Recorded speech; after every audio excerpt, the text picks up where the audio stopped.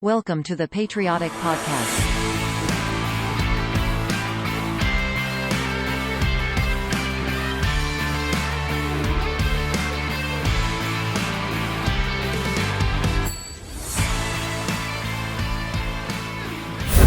What's up, everybody?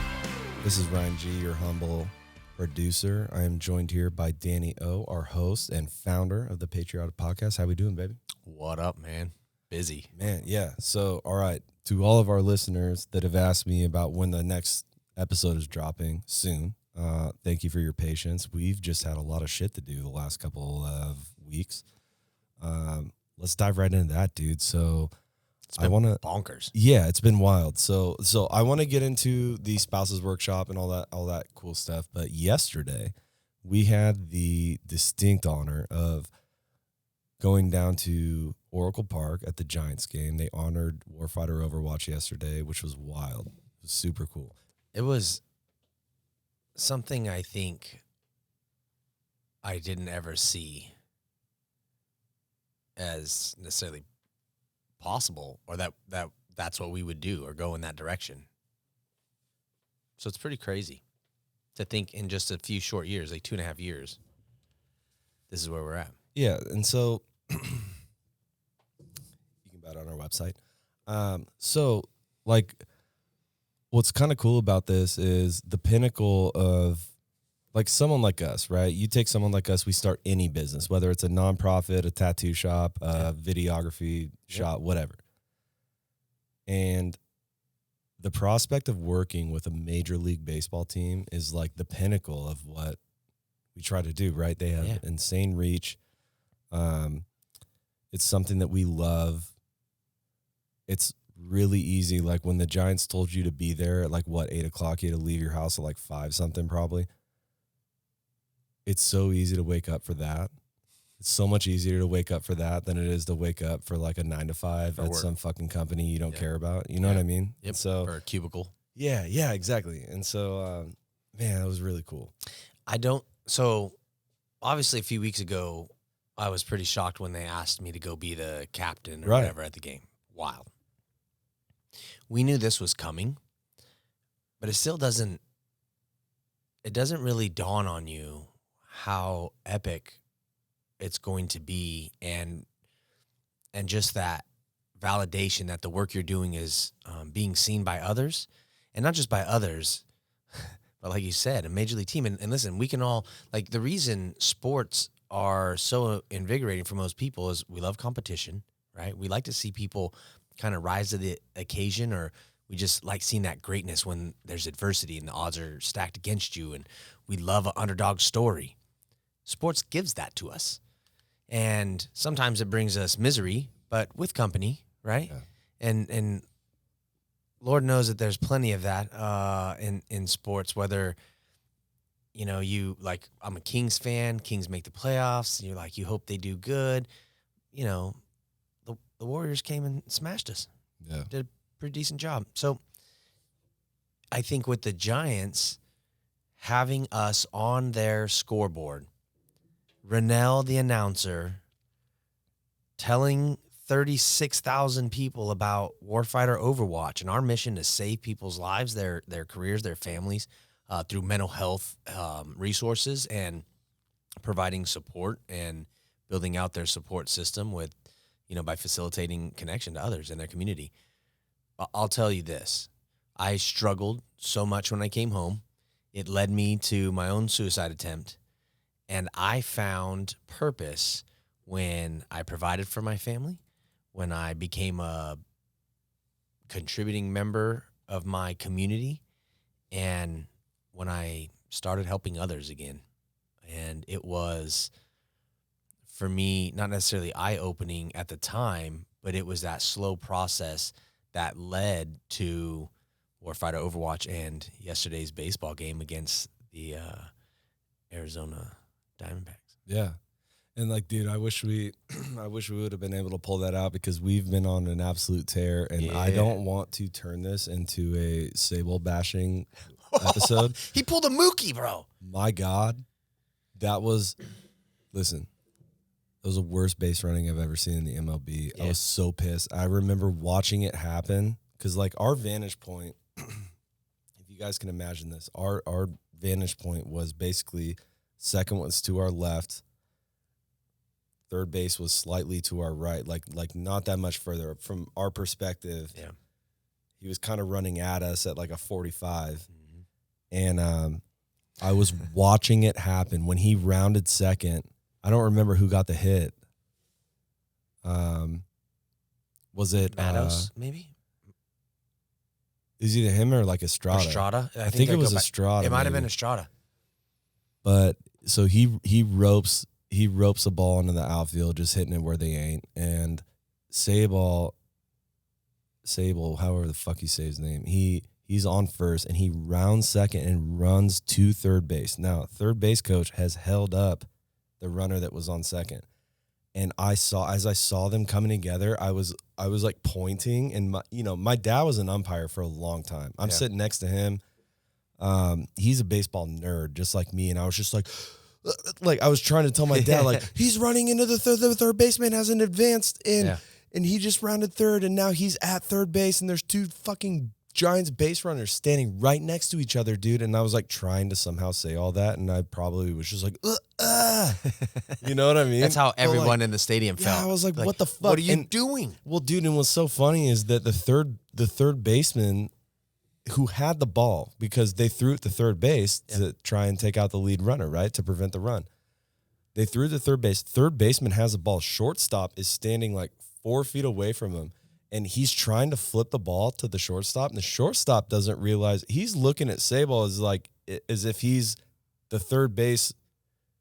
Yeah, he thinks that he's safe, and so he's the third base player is like, bro, like fucking take the ball and tag him, and so he tosses him the ball and just goes boop. Because idiot, the ball was hit down that third base, yeah, and it looked like it was going to be. It looked foul, like it was going to squeak through. But he it did grabbed look like it, but he was way over, so he couldn't throw the guy out at first, and the runners had advanced. But Sable thought either the ball got past him, I'm not real sure, and he ended up running into the other runner. I think that he thought that the runner in front of him was getting sent home. Going. I thought that he thought he was going to take third. He must have looked out in the outfield and didn't see the stop. Yeah, he was looking to make sure that it squeaked through, and he ran to third base and didn't. And me and my dad, because we parked like a mile and a half away. Yeah.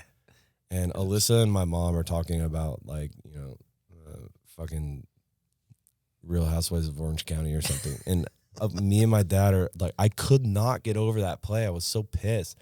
And Sable knew immediately, like after he took his helmet off, and he knew. Well, dude, so he caught the other day. Yep. And I remember watching the game. I have this group text with like Jacob and all them. You know them.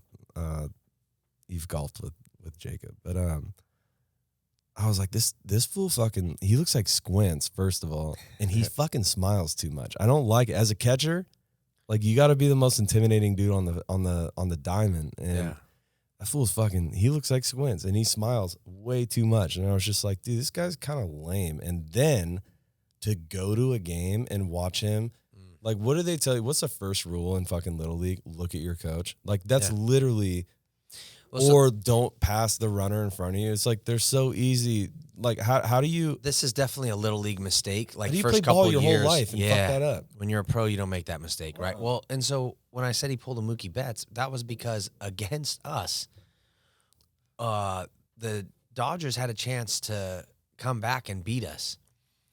They hit a pop fly.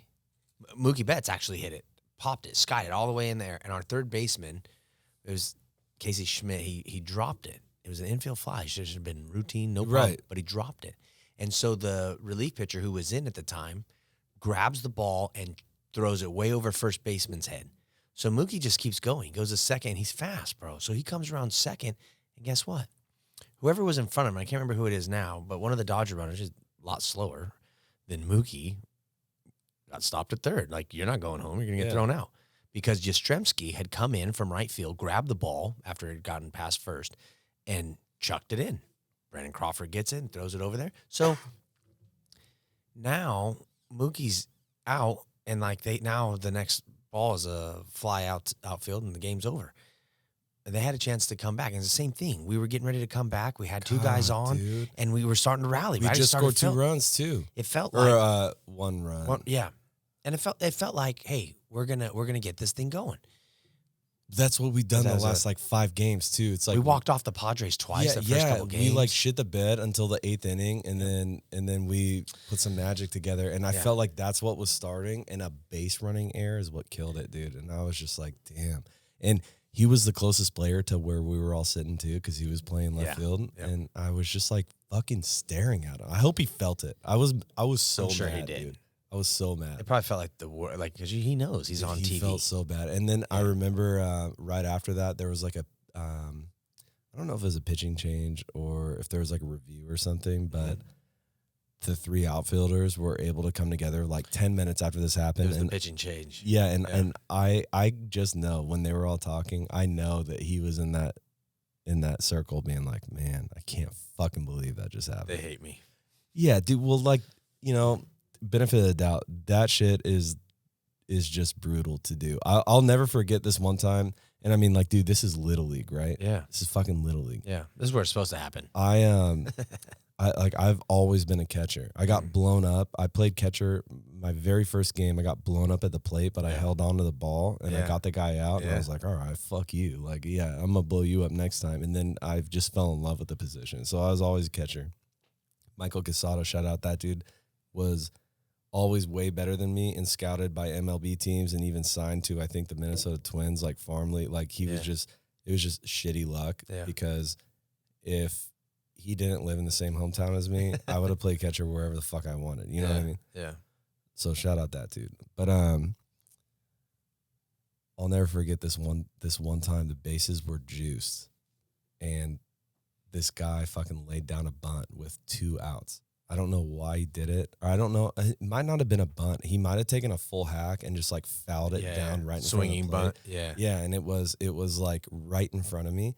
And instead of picking the ball up and stepping on home plate, because it was a force play, I threw it to first and it just came out of my hand just weird. Sailed. And I sailed it and the run scored and the game ended. Adrenaline, bro. And dude, I swear to God, my dad, he was so cool about it, dude, because he was our coach, right? Yeah. And we're just driving home. He's like, look, man, this is why we watch film. This is why we talk fundamentals. This is why we talk routine plays. He's like, I understand that, like, to a kid, there's no such thing as a routine play because every play is fucking different. And like, it's hard for you guys to remember where the play is. And that's why, like, my dad would get a fungo bat and he would just, our entire practice, he'd be like, he'd hit the ball. And then he'd say, like, where's the play? And you'd have to, like, call it out before as you fucking threw it. You know what I mean? So it's like you had to concentrate on 2 different things. And, like, we would all call it out, you know? And so when it came time to game time and, we got a runner on first and second and there's 2 outs, the entire infield, even if you shit the bed as the third baseman, when you get a ground ball, you knew where the play was going, so on and so forth. But that play fucking haunts me, dude. It haunts me because all I had to do was pick up the ball and step on home plate. Game over, we win. I had to play. Or not, we win. It went to extra innings and then we lost. Yeah. But they tied it up. We went to extra innings and lost. This is why we love sports, though. Yeah. And also why, like, sometimes it can just kill us, Well, so like watching that Luke Combs song, A Long Neck, Ice Cold Beer Never Broke My Heart. Yeah. Like, I think he says, like football teams and diamond rings or some shit like that. I don't know the lyrics, but I know he mentions a football team. And, like, how many times have you been watching a sports team? I'm a Raiders fan, bro. Yeah. Like, I have to remind myself, dude. I have to remind myself all the time that, like, this is not life or death. And even now after because, like, my team used to break my heart, right? Like, when we lose, it would literally crush me. And I would have to be like, this isn't life or death. Now I have to watch, like, when I'm watching the Steelers, I'm like, listen, dude, the Steelers, whether they win or lose today, like, this does not change your work week, your home life. Listen, I'm going to tell you about how I became a Raider fan and about my very first Raider game, which is where I became a Raider fan. Fucking misery started that day. You hear me? Yeah. That day. All right, check this out. My dad didn't really care about professional football so much. He did like watching college football. And because we're O'Neills, he liked Notre Dame. Fighting Irish, baby. Well, the quarterback of the Fighting Irish was Joe Montana. And when he came to the NFL, my dad said, well, come back, Joe. He's pretty good. I'll watch him. Yeah. And the Niners are right here, so my dad's a Niner fan. I'm a Joe Montana fan. I love watching football and sports, especially with my dad when I was, young. And so when I see all these cool things and they're going to the Super Bowls and all that, it's great. But my dad had, he's got PTSD from Vietnam or whatever. He doesn't really like crowds. Yeah. Fair enough. Neither do I. I've gotten used to it. I smoke weed to go do it, but I get it. So my sister, my oldest sister, she's 12 years older than me. Pretty sure that's right. Love you, Tina. She's a huge Raider fan. And so for Christmas one year, my dad got me tickets to the Raiders game with my sister. She was going to go. And so I went. And we sat I think we sat close to the 50-yard line, 40 line. We had amazing seats. Yeah. Playing the Broncos. Those are our rivals. Who's your favorite team? The Raiders, and whoever's playing the fucking Broncos or whoever's playing the Chiefs, So we go to this game. At the time, I don't really care so much about I don't give a shit about the Raiders. But I know they got a squad. Back then, what year is this? Oh, this is probably 94, 95. Who's quarterbacking for you guys?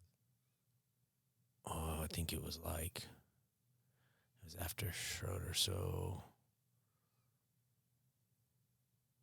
was Jeff George? You said 94? Jeff George 95? or something like that? I'll have to look. I think he'd come from the Falcons. I'll have to look. I'll have to go back and look because I don't even remember. This is what I will tell you. This is what I remember. The season ended right around Christmas, and the Super Bowl, the playoff Super Bowl was at the end of January back then. Now it's February. Okay. This is Christmas Eve.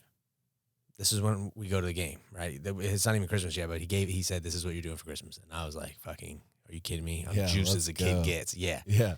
Fucking, I don't think I slept that. I probably slept in my clothes ready to go, in the morning, brush my teeth, and fucking, I'll eat a Pop-Tart. Let's roll. Yeah. So the energy in the stadium's electric, man. I'm loving this. I've always wanted to come into a stadium. Tim Brown catches a ball. And back then, if you were inbounds, caught the ball and were pushed out of bounds, or even if you were outside of the lines but were forced out of bounds, it was up to the ref whether or not you were in, and it was called a forced out. And that meant they pushed you out, and it should be considered a catch. Tim Brown catches the ball in the end zone, and they push him out. Steve Atwater pushed him out. 50,000 people started screaming after they decided that he was out of bounds, not forced out. 50,000 people started screaming, fuck you, fuck you, fuck you. I'm like 10, 11, 12. I think I was 12 years old. I guess I was 12. And I just remember going, fuck you, fuck you. My sister didn't care. She probably thought it was funny. I was hooked. Bro, they're throwing shit. The refs ran off the field. It's the end of the game. If we win that game, we go to the playoffs.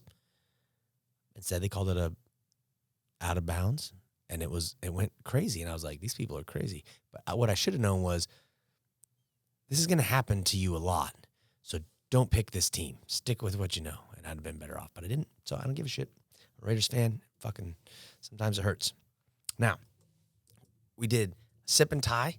We had Captain Frank Villapando come in from Sackfire, and we did a tying event where we tied flies to go fly fishing. With the goal, we have another one coming up too in July. And the goal of this is these people who came in here and they tied 3 different ties.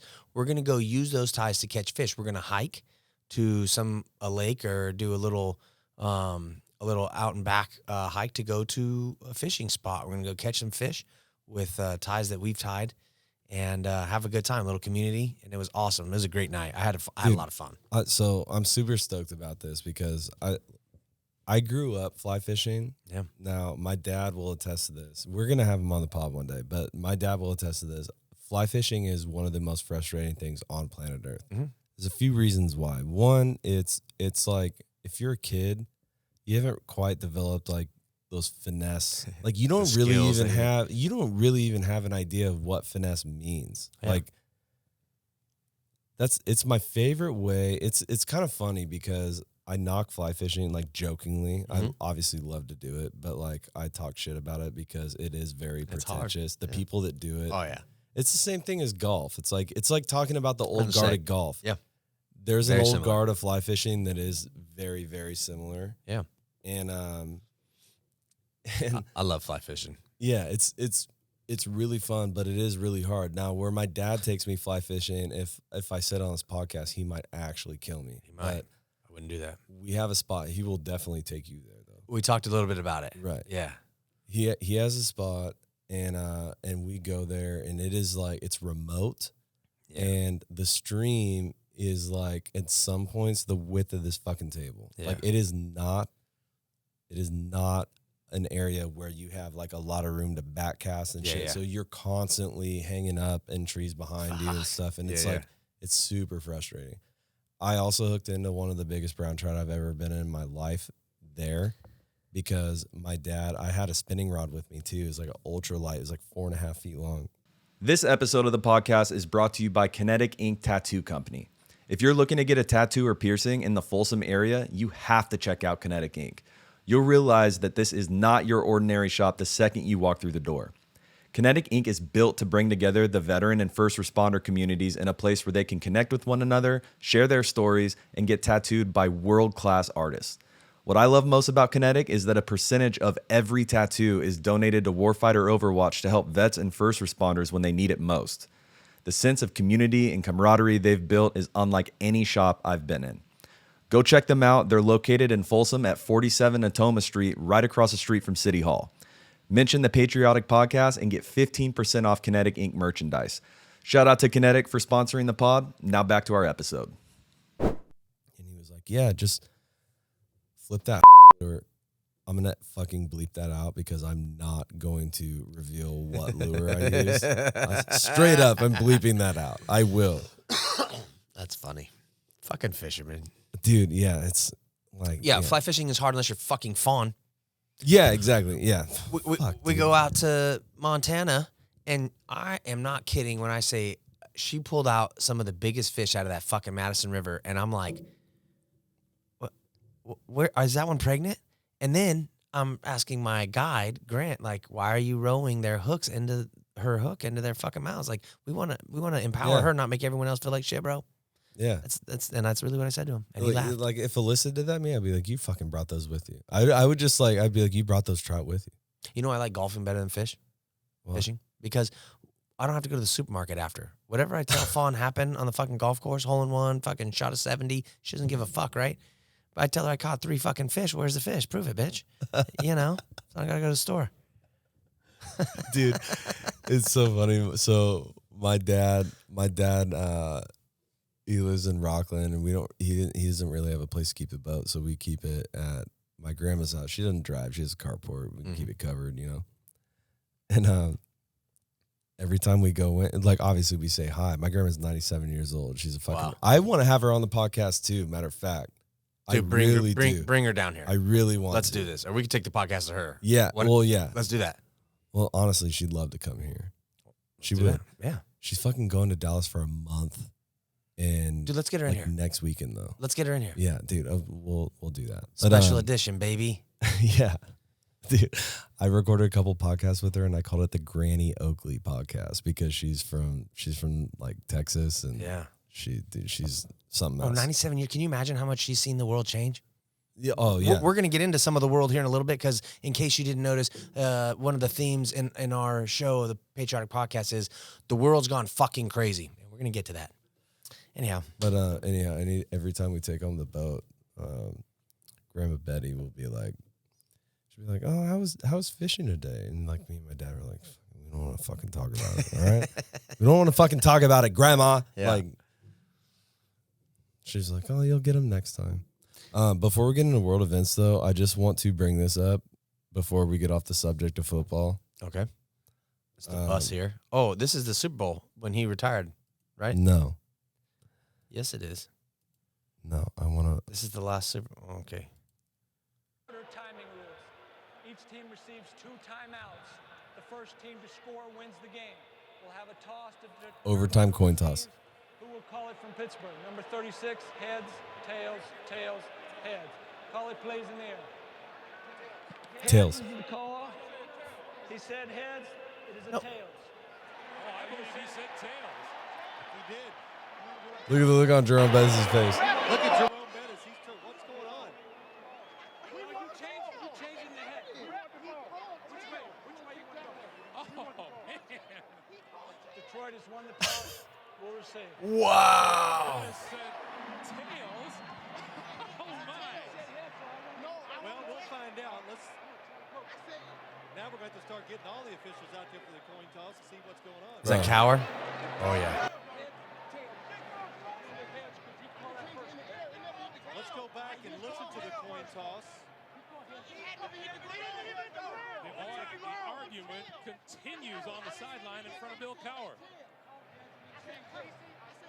Bro, is that Peel? Here it is. Let's take a Watch. listen.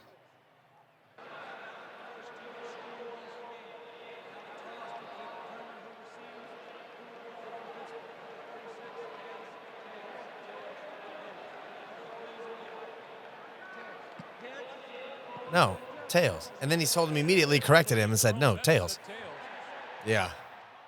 Wow. So, all right. You know what I think what fucking happened here? I think that ref heard his own echo.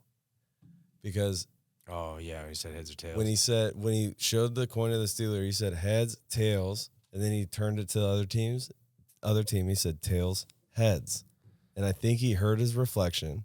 Oh, yeah, and the Toss the microphone, because it coin. takes a second from his. Yeah, because they're playing Mic that to in the- the stadium. Yeah, We yeah. could hear the echo. Yeah, that's fair. That sucks. Unfucking believable. And ever since then, every Steelers fan in the world has been like, we always get fucked, which is funny because I've actually watched the Steelers play the Raiders in person. Yeah, I've definitely seen that a few times.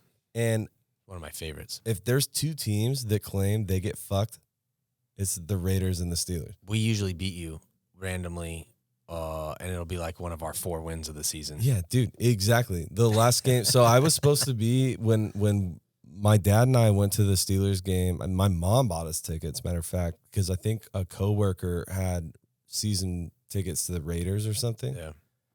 And couldn't go. It was like December of 2018 or something like that. And we randomly played you, and it was the year before. I was at that game. Really? It got crazy. Yeah. Because we won at the end. Yeah, you did. Yeah. And I was fucking pissed. But you know what? I will say. I was at that game. I had I season will say- tickets until they left. It was supposed to be the last game that they ever played there, and Right. then they ended up staying an One extra more year. Yeah. So that's why I was and the one thing that everybody any Raiders fan that was talking shit, I was like, well, all right, well, you're never gonna watch them play here again, so have a good Fuck you. yeah, you know what I mean. And all of them were just like, oh yeah, It sucks. you're Dude, not- I partied you're not with, wrong. so Bill Romanowski had a suite right behind my seats. And so, like, every game he was there, and we'd chit-chat and talk shit and high-five, and because they have windows that are open or whatever. Well, in the last game, he's in there with MC Hammer. The next one over is Tim Brown, Marcus Allen. Like, all the Hall of Famers were there. Yeah, Jim Otto was cruising around in his little wheelchair. Fred Biletnikoff, like, it was wild, man. And I was like, I had so much fun. But it was sad, end to an era. But you know what? The city of Oakland is now losing the A's to Las Vegas because they don't want to play ball. They're fucking their own city over. And this is typical of California politics, unfortunately. It's hard for people and businesses that want to stay here. They just had, Newsom did this interview, and he said, do you want to hear the list of companies that have left California for other states? And he's like, sure. And he's all smug and smiles or whatever. And then the guy just starts listing them. And it was hundreds. So it's like, I could keep going. it's unbelievable, like the look on that guy's face. I've seen that video. Yeah, he's It's a smug crazy. The fucking asshole. look on his face. I'm just like, when you smile, I just want to punch him in the throat.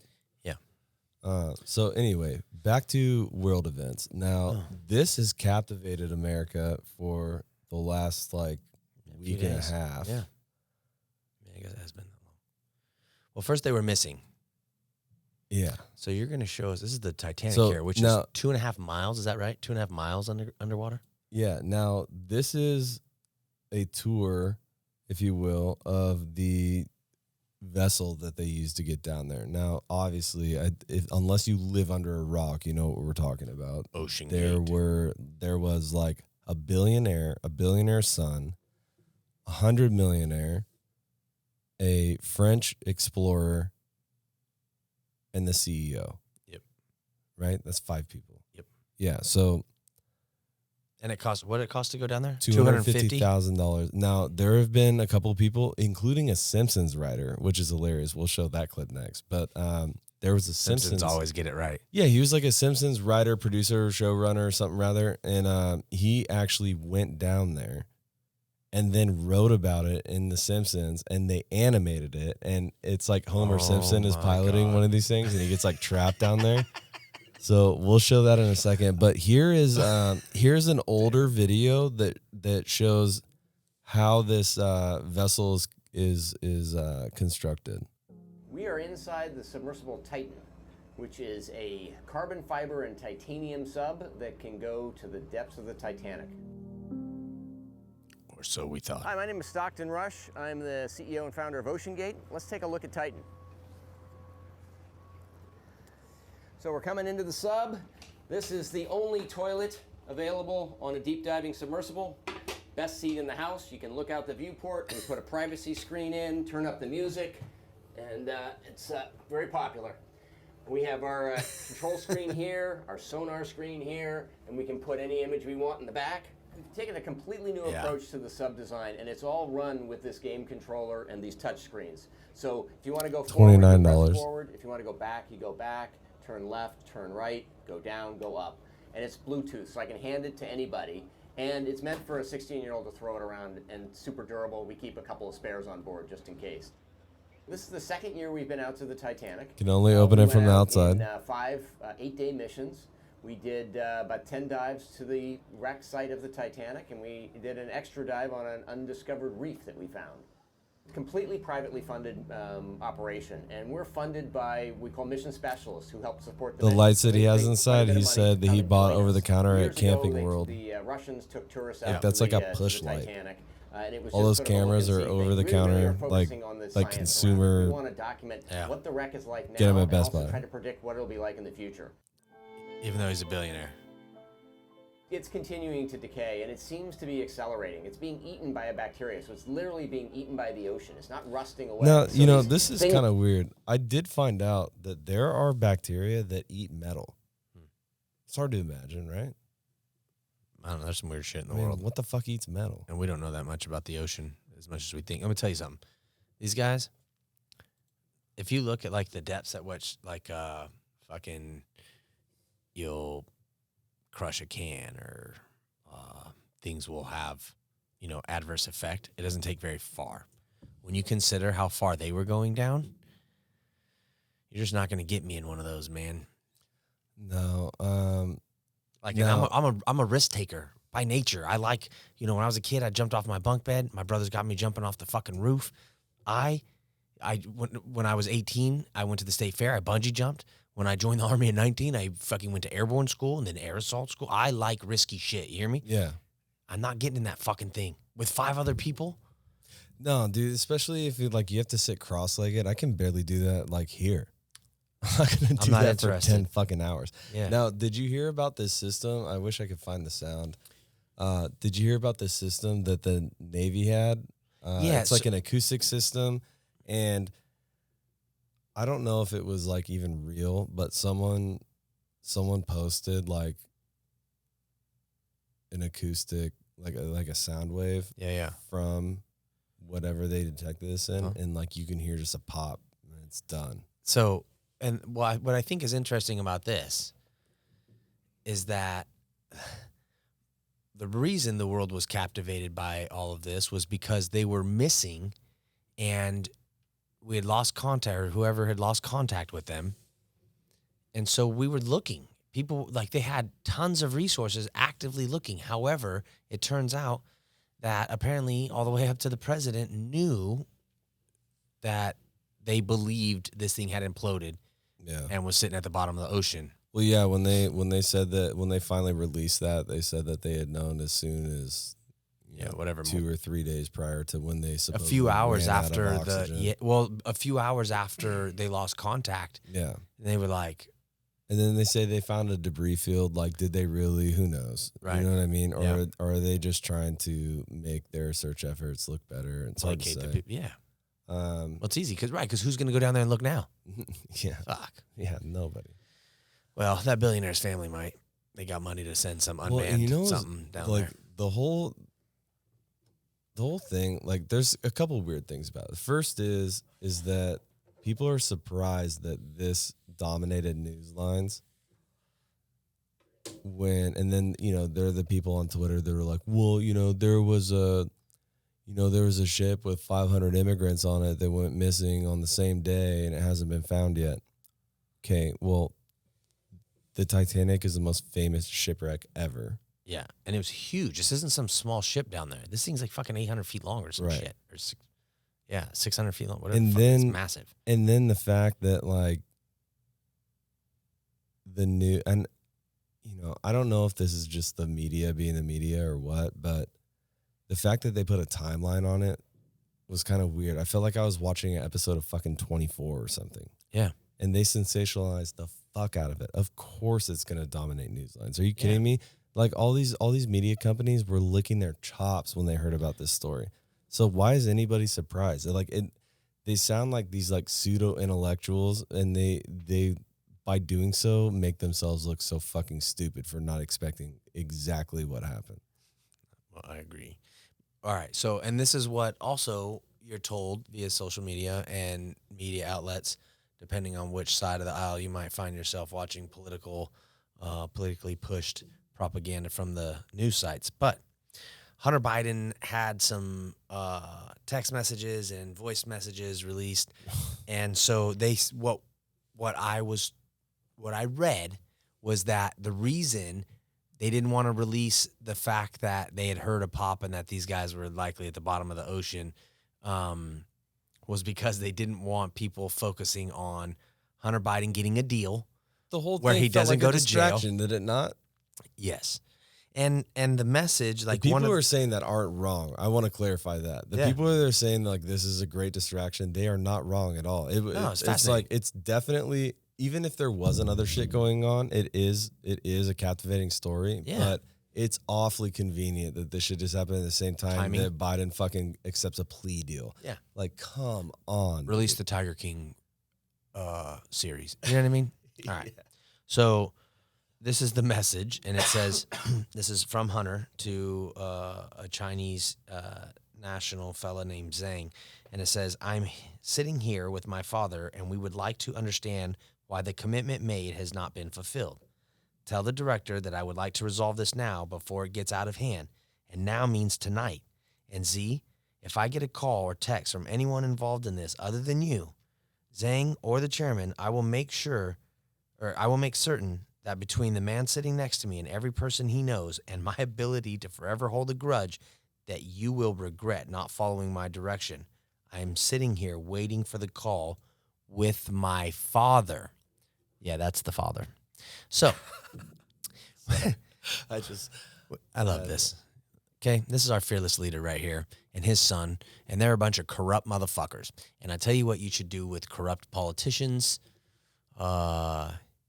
is stick them in a cold cell, and he can have all the ice cream he wants. He won't be here long. This is sad to me that our democracy and that our two political parties, this is why the two-party system screws us every time, has completely failed. Because if you can't, like, as much crap as Trump has got, turns out this guy was really doing all that same shit. And, I'm not saying Trump is perfect by any means. He's certainly not. And he said a lot of dumb shit over the years. However, they didn't find him taking millions of dollars from foreign nationals, specifically the ones that are enemies, and having his kids involved that I'm aware of in any corrupt situation where they're not paying taxes on millions of dollars that their family is getting. Because if that would have happened with the Trump family, they would have all been indicted. How do we know that? Trump's been indicted a lot of times now. So for me, and I don't want to necessarily bring Trump into this, but he did I say was that just this about shit. to bring him into this. Well, he said that this shit was happening, and not only has like people are still protecting him. You watch the White House folks come up there, whether it's Corinne or whatever the other guy's name is. They come up there, and they know that they have no choice but to spew bullshit. And you think what? You're up there. You're a social justice warrior. You're for democracy. You care about this country. You're a patriot. You're lying to the American people. You're lying to yourself. I just don't understand how we get to a point where our fucking president taking millions of dollars when he has classified documents all over the place. They said some from when he was a senator. Why did he have them? As someone who had a security clearance, I know how fucked up this stuff is. And he gets a slap on the wrist and no jail time? Look, Shit. Let me ask you this. Meanwhile, his dad advocates for stronger gun fucking laws, which we'll get into in a minute. I want to be very clear that by asking a question, I am not pushing a political belief right now. But what is the leader of a country taking millions of dollars while arresting political opponents to his regime? What is that? It's tyranny. What is that? Corruption. Thank you. Corruption. What is that, dude? I mean, at the highest. look up the fucking definition. Corruption. You're literally arresting political opponents to a regime or opponents to a regime in general. Yeah. It's fucking wild. In America. In the United States. Listen, we understand there's a coup happening in fucking And Russia right now. People don't like Putin. This motherfucker's eating ice cream on TV. Putin was the Kremlin, right? He was KGB. And then here we are, the fucking president of the United States, been a long-sitting member of our... I just don't understand why people want to continue putting folks like this in a position of power term after term after term. And again, I'm going to be that guy right now. You can call it playing it safe, or you can call me just I fall in the middle. Mm-hmm. Trump is a fucking slapdick too. Yeah. This is not a pro-Trump podcast, but it's definitely not a pro-Joe podcast. No, Let me fuck tell Joe. you that fucking much. Okay? I know that we can do better. I think that that's the whole spirit of this whole why we talk about these things. We can do way the fuck better. Now, the people that have come forward, I don't know. The thing is nothing that I know about anybody is even reliable to me, because I'm smart enough to know that shit is being quelled in certain corners of the internet and the media. It's this whole DeSantis, or not DeSantis, but RFK thing. Oh, yeah. Joe Rogan's podcast with RFK soared. Now, I've listened to about a quarter of it. I can't really speak on it yet. All I can say is that he's difficult to listen to, bro. Dude can barely talk. His voices, yeah. He can barely talk. He's got some issue. I don't know what Whatever. it is. Still whatever annoying. it is, I'm fucking sorry. Yeah, I'm sorry for him, but it's just tough to listen to. Yeah. Now, Theo Vaughn also said that one of his videos from a year ago has been removed. It's all over vaccines and shit. And I think that if you're an American denying that pharmaceutical companies have way too much fucking power in America, you're just wrong. You're in denial. I don't know what to tell you. But I will say this. I think with what we've seen from the corruption over the last, decade or so, and even more ramped up, obviously, between COVID and Trump and the world, I have to now question some of the things that I even thought negatively about Trump. And I know that this is an adverse effect of being lied to, right? So if all these things that they said about Trump, whether it's Russian collusion from the Steele dossier or whatever, all these things that combined, having his home raided and all these things that we've seen, hey, because I stated, I'm pretty sure right here on this podcast, that if he had classified information that he's not supposed to have, that's an issue. It's a violation, and we should treat him accordingly. I believe it should be fair for everyone. I know what happens to a soldier if you have classified information. I know what fucking happens to you. Send your ass to Leavenworth. You get a dishonorable discharge. Not only do you lose your security clearance, but you're going to have a hard time getting a job. So, Anywhere. Right. But if they're, destroying servers, trashing, beating computers with the thing, destroying emails when you're work for the State Department or whatever Hillary was doing, it's disgusting. When you're talking about first senator, vice president, and now president, it is scary as fuck to realize that these are the people who control so many different things, and here they are being bought by foreign, government entities who are, specifically here to either get these folks into corruption, in bed with them. Here's some images of Hillary Clinton burning the Constitution by Rembrandt. By Rembrandt. AI is something else, isn't it? Oh, fuck. Listen. God damn. This is great, bro. Because look, here's the thing, right? So we know that Hillary did this shit, and we know that they didn't do anything about it. And then here we are, and we got Trump, and he's getting raided. But meanwhile, this guy's taking millions of dollars, and now we know that for sure he knew about it, and he said he didn't. He said, I didn't know anything about what my son was doing. Lies. I just I don't get how the American people can be so blind. And I don't believe they are.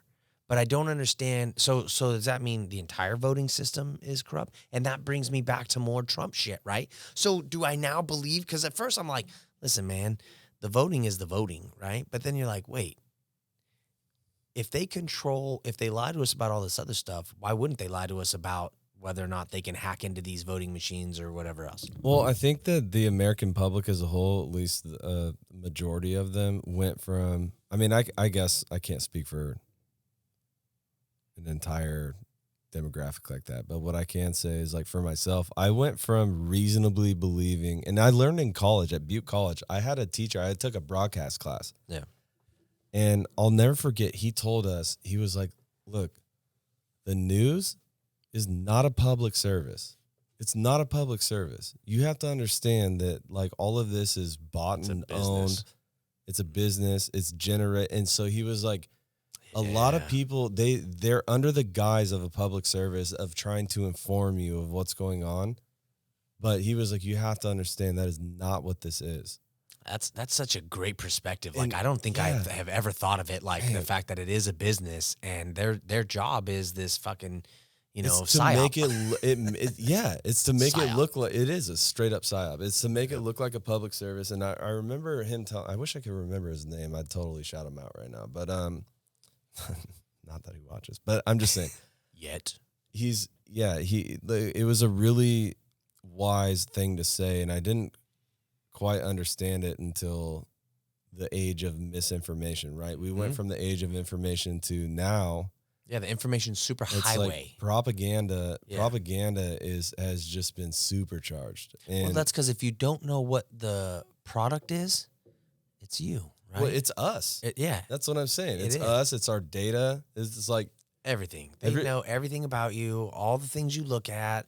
It's all somewhere. I look at it a lot like, me. I'm a big fisherman. I look at it a lot like when I'm walking around in Bass Pro. I look around and I'm like, God damn, this place is huge. There's just aisle after aisle after aisle of fishing lures and stuff. Yeah. 95% of them are meant to catch us. That's exactly not the fucking fish, dude. Yeah. Like, almost anything will catch a fish. That's right.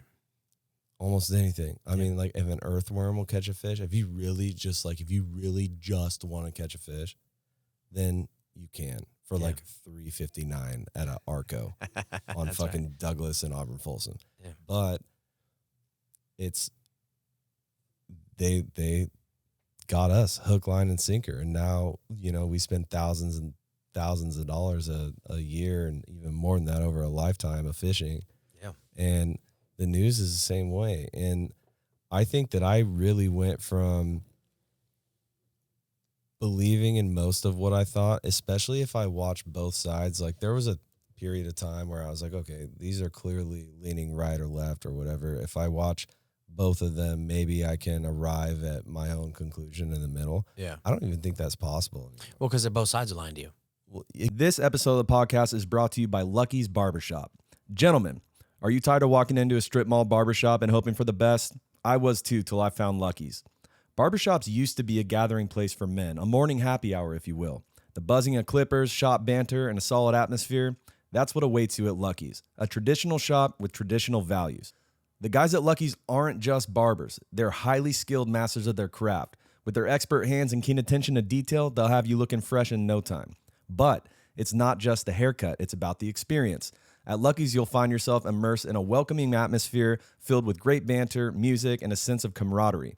And let's not forget about the merchandise. Lucky's has an extensive line of grooming products, stylish apparel, and accessories to keep you on point. So, if you're ready to elevate your grooming game and find a shop that honors tradition, Lucky's Barbershop is the place for you. Book an appointment at their Folsom or Cameron Park locations today at luckysmensclub.com and tell them we sent you. Now back to the episode. exactly. If you watch Fox or you watch CNN, you're being lied to. You're just being lied to. Yeah. And have you watched any of Tucker Carlson shit on Twitter yet? I actually did. The other day I I have watched too. some. Yeah.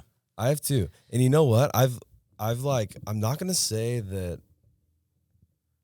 I like the guy, but Yeah. I'm definitely coming around on him. Oh, he's got me. He's got me hooked because I'm, first off, He's you can daring tell as he's spitting fuck, facts. dude. Yeah, dude, yeah, he's putting. He's super daring. So that actually brings me to OMG, O'Keefe Media Group. I don't know if he's the guy who started Project Veritas and then they outed him. Yeah. And now he started OMG. So he just had a guy from a company called BlackRock, and they are huge. Like they Did you say a company called BlackRock? Yeah. As in like the hedge The fund? hedge fund. So yeah.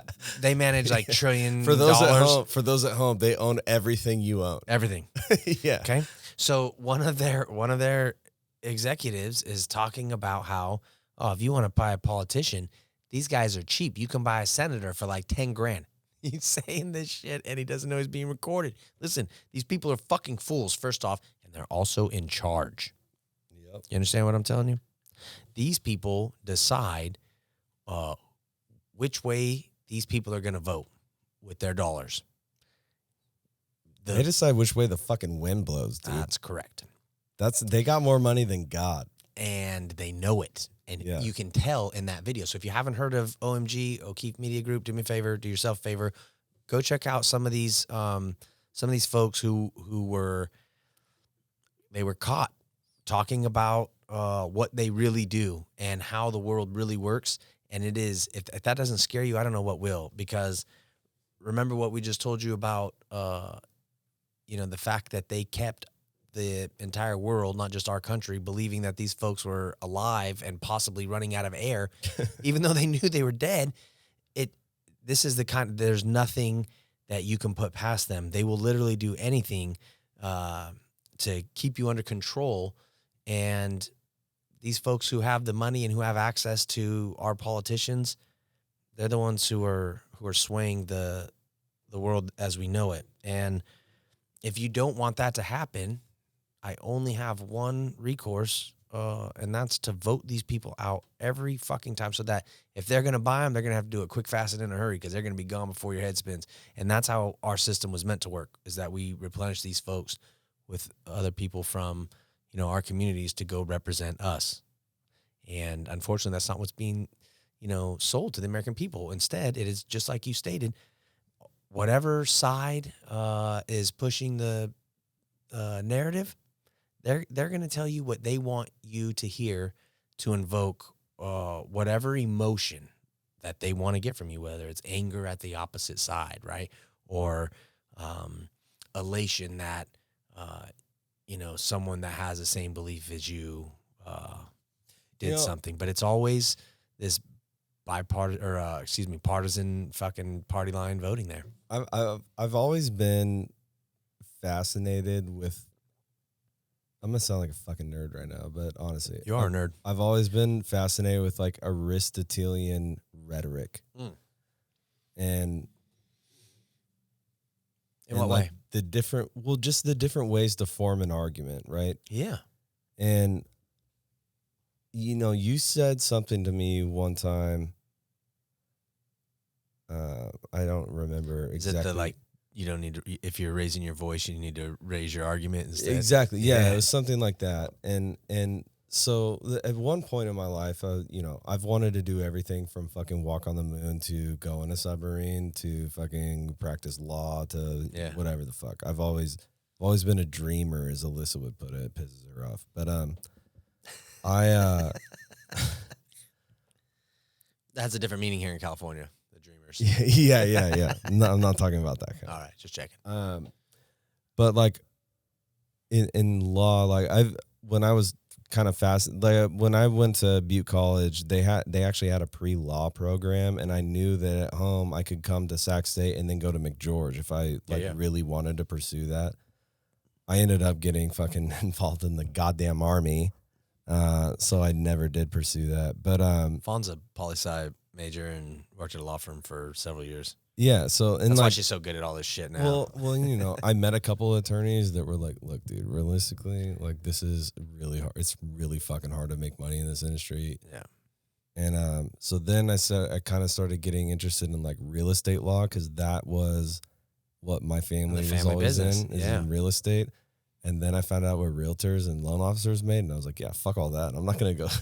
I'm not gonna go spend money to make less than them. So, especially here, where when the market's hot, bro, you can get rich, filthy rich fast. Yeah. So, but I was always interested, and it also served me in other areas of life. But I was always interested in winning arguments and how. I was like obsessed with Da Vinci and stuff in high school. And so I was like, all right, well, if I look back on like the classics in art, I should probably do the same in law. So I started reading like Plato and Aristotle and all that stuff. And I mean, all that shit still stands the test of time, but I have a Plato quote on my arm tattooed right now. Right. Yeah. But I'm just saying, like, when you watch these politicians and their logic and like the really, really grossly watered down rhetoric that they use, it's like it's almost hard to call it rhetoric. It's more just ad hominem bullshit. Yeah. And it's sad to see, like when it's just I like think when these motherfuckers filibuster, they just get up there and talk about nothing for hours. Yeah, these motherfuckers will get up there and read Green Eggs and Ham and stuff. But it's like, I could understand, like, you're just kind of like you're diminishing what it means to be a statesman. Right. You know what I mean? And that's what I really don't like. Who right now do you think any of our founding fathers could be proud of? Is there anyone?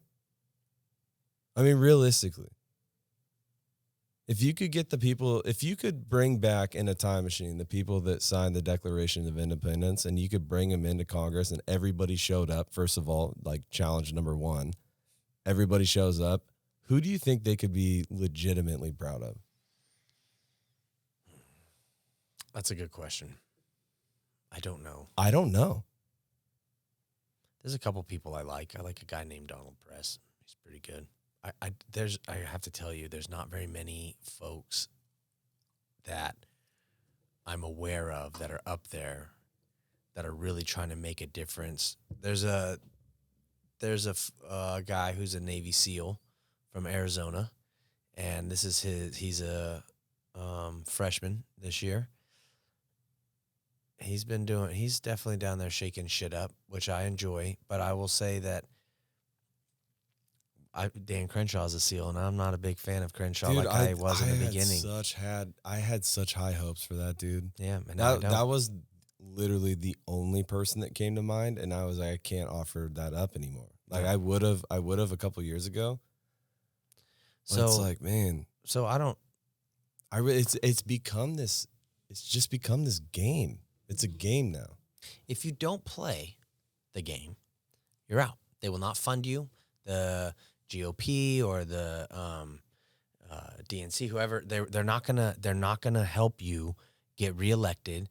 They're not gonna support you, and you're gonna fail. So that they can put someone else in. That's right, because they want someone else who's gonna vote along party lines, who's gonna go with what they say, and forget the people who just sent you here. I just can't believe that, like, Americans are, because again, there can't be. I know that there's other people like me. I know that there's other people that are like fiscally conservative, socially somewhat liberal. Yeah. Like, I'm sorry, dude. Like, overturning Roe v. Wade is such a fucking disgrace to me.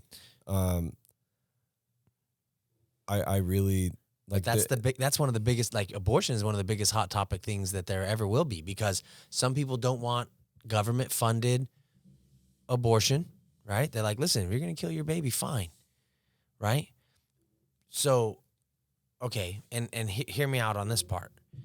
If you're, perfect example, Sacramento kid, Ray Caruth makes it to the NFL, gets his girl pregnant, kills her, and the baby that she was carrying. The baby was not born yet, but he did not get a single charge. He got 2 murder charges, one for the unborn baby. So we consider that a life if you're going to court for that instance, but not if you're going to have abortion or whatever else because they're not born, right? So touchy subject for some. They want to fight about that. Now, I believe that people should, like, if you want to have an abortion, I don't give a fuck. I don't care what you do. I really don't. So unless it affects me personally, look, you said it to me in episode fucking 1. It's like your 401k, dude. Yeah. If you got it, cool. If you don't, whatever, dude. It's none of my fucking business. None of my business. I don't want to know. So I feel like that's like one of the issues that that's always going to divide folks in this country. But for example, the fact that our government entities can't pass an audit ever, and we think this is okay. They take your fucking money. They don't tell you where it goes. Let's stop right there. Yeah. I'm done right there. I don't need to go any further. You don't have to tell me what you think they're spending it on, where you think they lost it. Oh, apparently there was actually another 6.5 million or whatever, billion, whatever the fuck it was that we gave Ukraine. Like, oh, sorry, we miscounted. Oh, our bad. What? What the fuck you mean you miscounted? Miscalculated. You know how many people we have doing math for the government because some of them suck at math? A lot. I don't like where our country's heading, but I do have hope that we can fix our course and come back. Do I have a lot of faith that that's going to happen? No. But it's like tough to think about that happening in our lifetime. I mean, it takes so long. Yeah. It takes so long for attitudes to change. I mean, think It does. about I mean, there's so many fucking things. Think about how long it's taken us to come around on issues like a couple sleeping in the same bed on TV. okay, but hear me out. And there was This this is only like 50 years ago that they slept in like twin beds across a room. This is fair. What the fuck? Because I know that I Love Lucy was like that. Yeah. Okay, so but there was this experiment done, and I think it was rats, and they had this. Oh, what was it? There was like food. I can't remember what it was, hanging on this thing, and if they would try to like go climb up there, the ones on the ground, they had to like climb this rope or whatever. The ones on the ground would get splashed with water. So what they would do is whenever someone else, and they started switching these rats out, whenever someone would try to go up there, eventually the other rats would attack them so that they wouldn't go up the fucking rope because they would get splashed with water, and eventually Better never hope rats like. eventually they never tried to climb the rope again ever, right? And these were rats who were never exposed to either the water or It was like passed down. yes, until they had rats who were just like, oh, we'll be docile, we're not going to try to go get the food, we'll do whatever, we'll just stay down here and not even try. And that's essentially what the government, the rats Gen Z and the media has done, is they've gotten this society to where they won't do the things like I don't want to use the word revolutionary necessarily, but like won't advocate or stand up for other people. And I mean, don't get me wrong. Obviously, we have protests, we have people who advocate for others and stand up for things, but the things that it seems to be so prevalent now is, a kid with gender dysphoria, and we're gonna, change their gender, which is impossible. We already know that your genes determine what sex you are, and you know, you don't have to like it, but that's really who you are. If we do it when you're a kid, it's terrible, right? We know that there's going to be adverse effects if you try to let someone change who they are when they're young, because you don't know who the fuck you are yet. How did we not learn from history at all? Oh man, the things we learn from history are shitty. But I mean, listen, I posited last time that perhaps nothing that we know from history is true. Like, I actually recently read about the Ben Franklin key and kite story. Uh-huh. Like, that's all bullshit for Baloney. sure. Like, there's no way that happened. Maybe. But like, maybe not.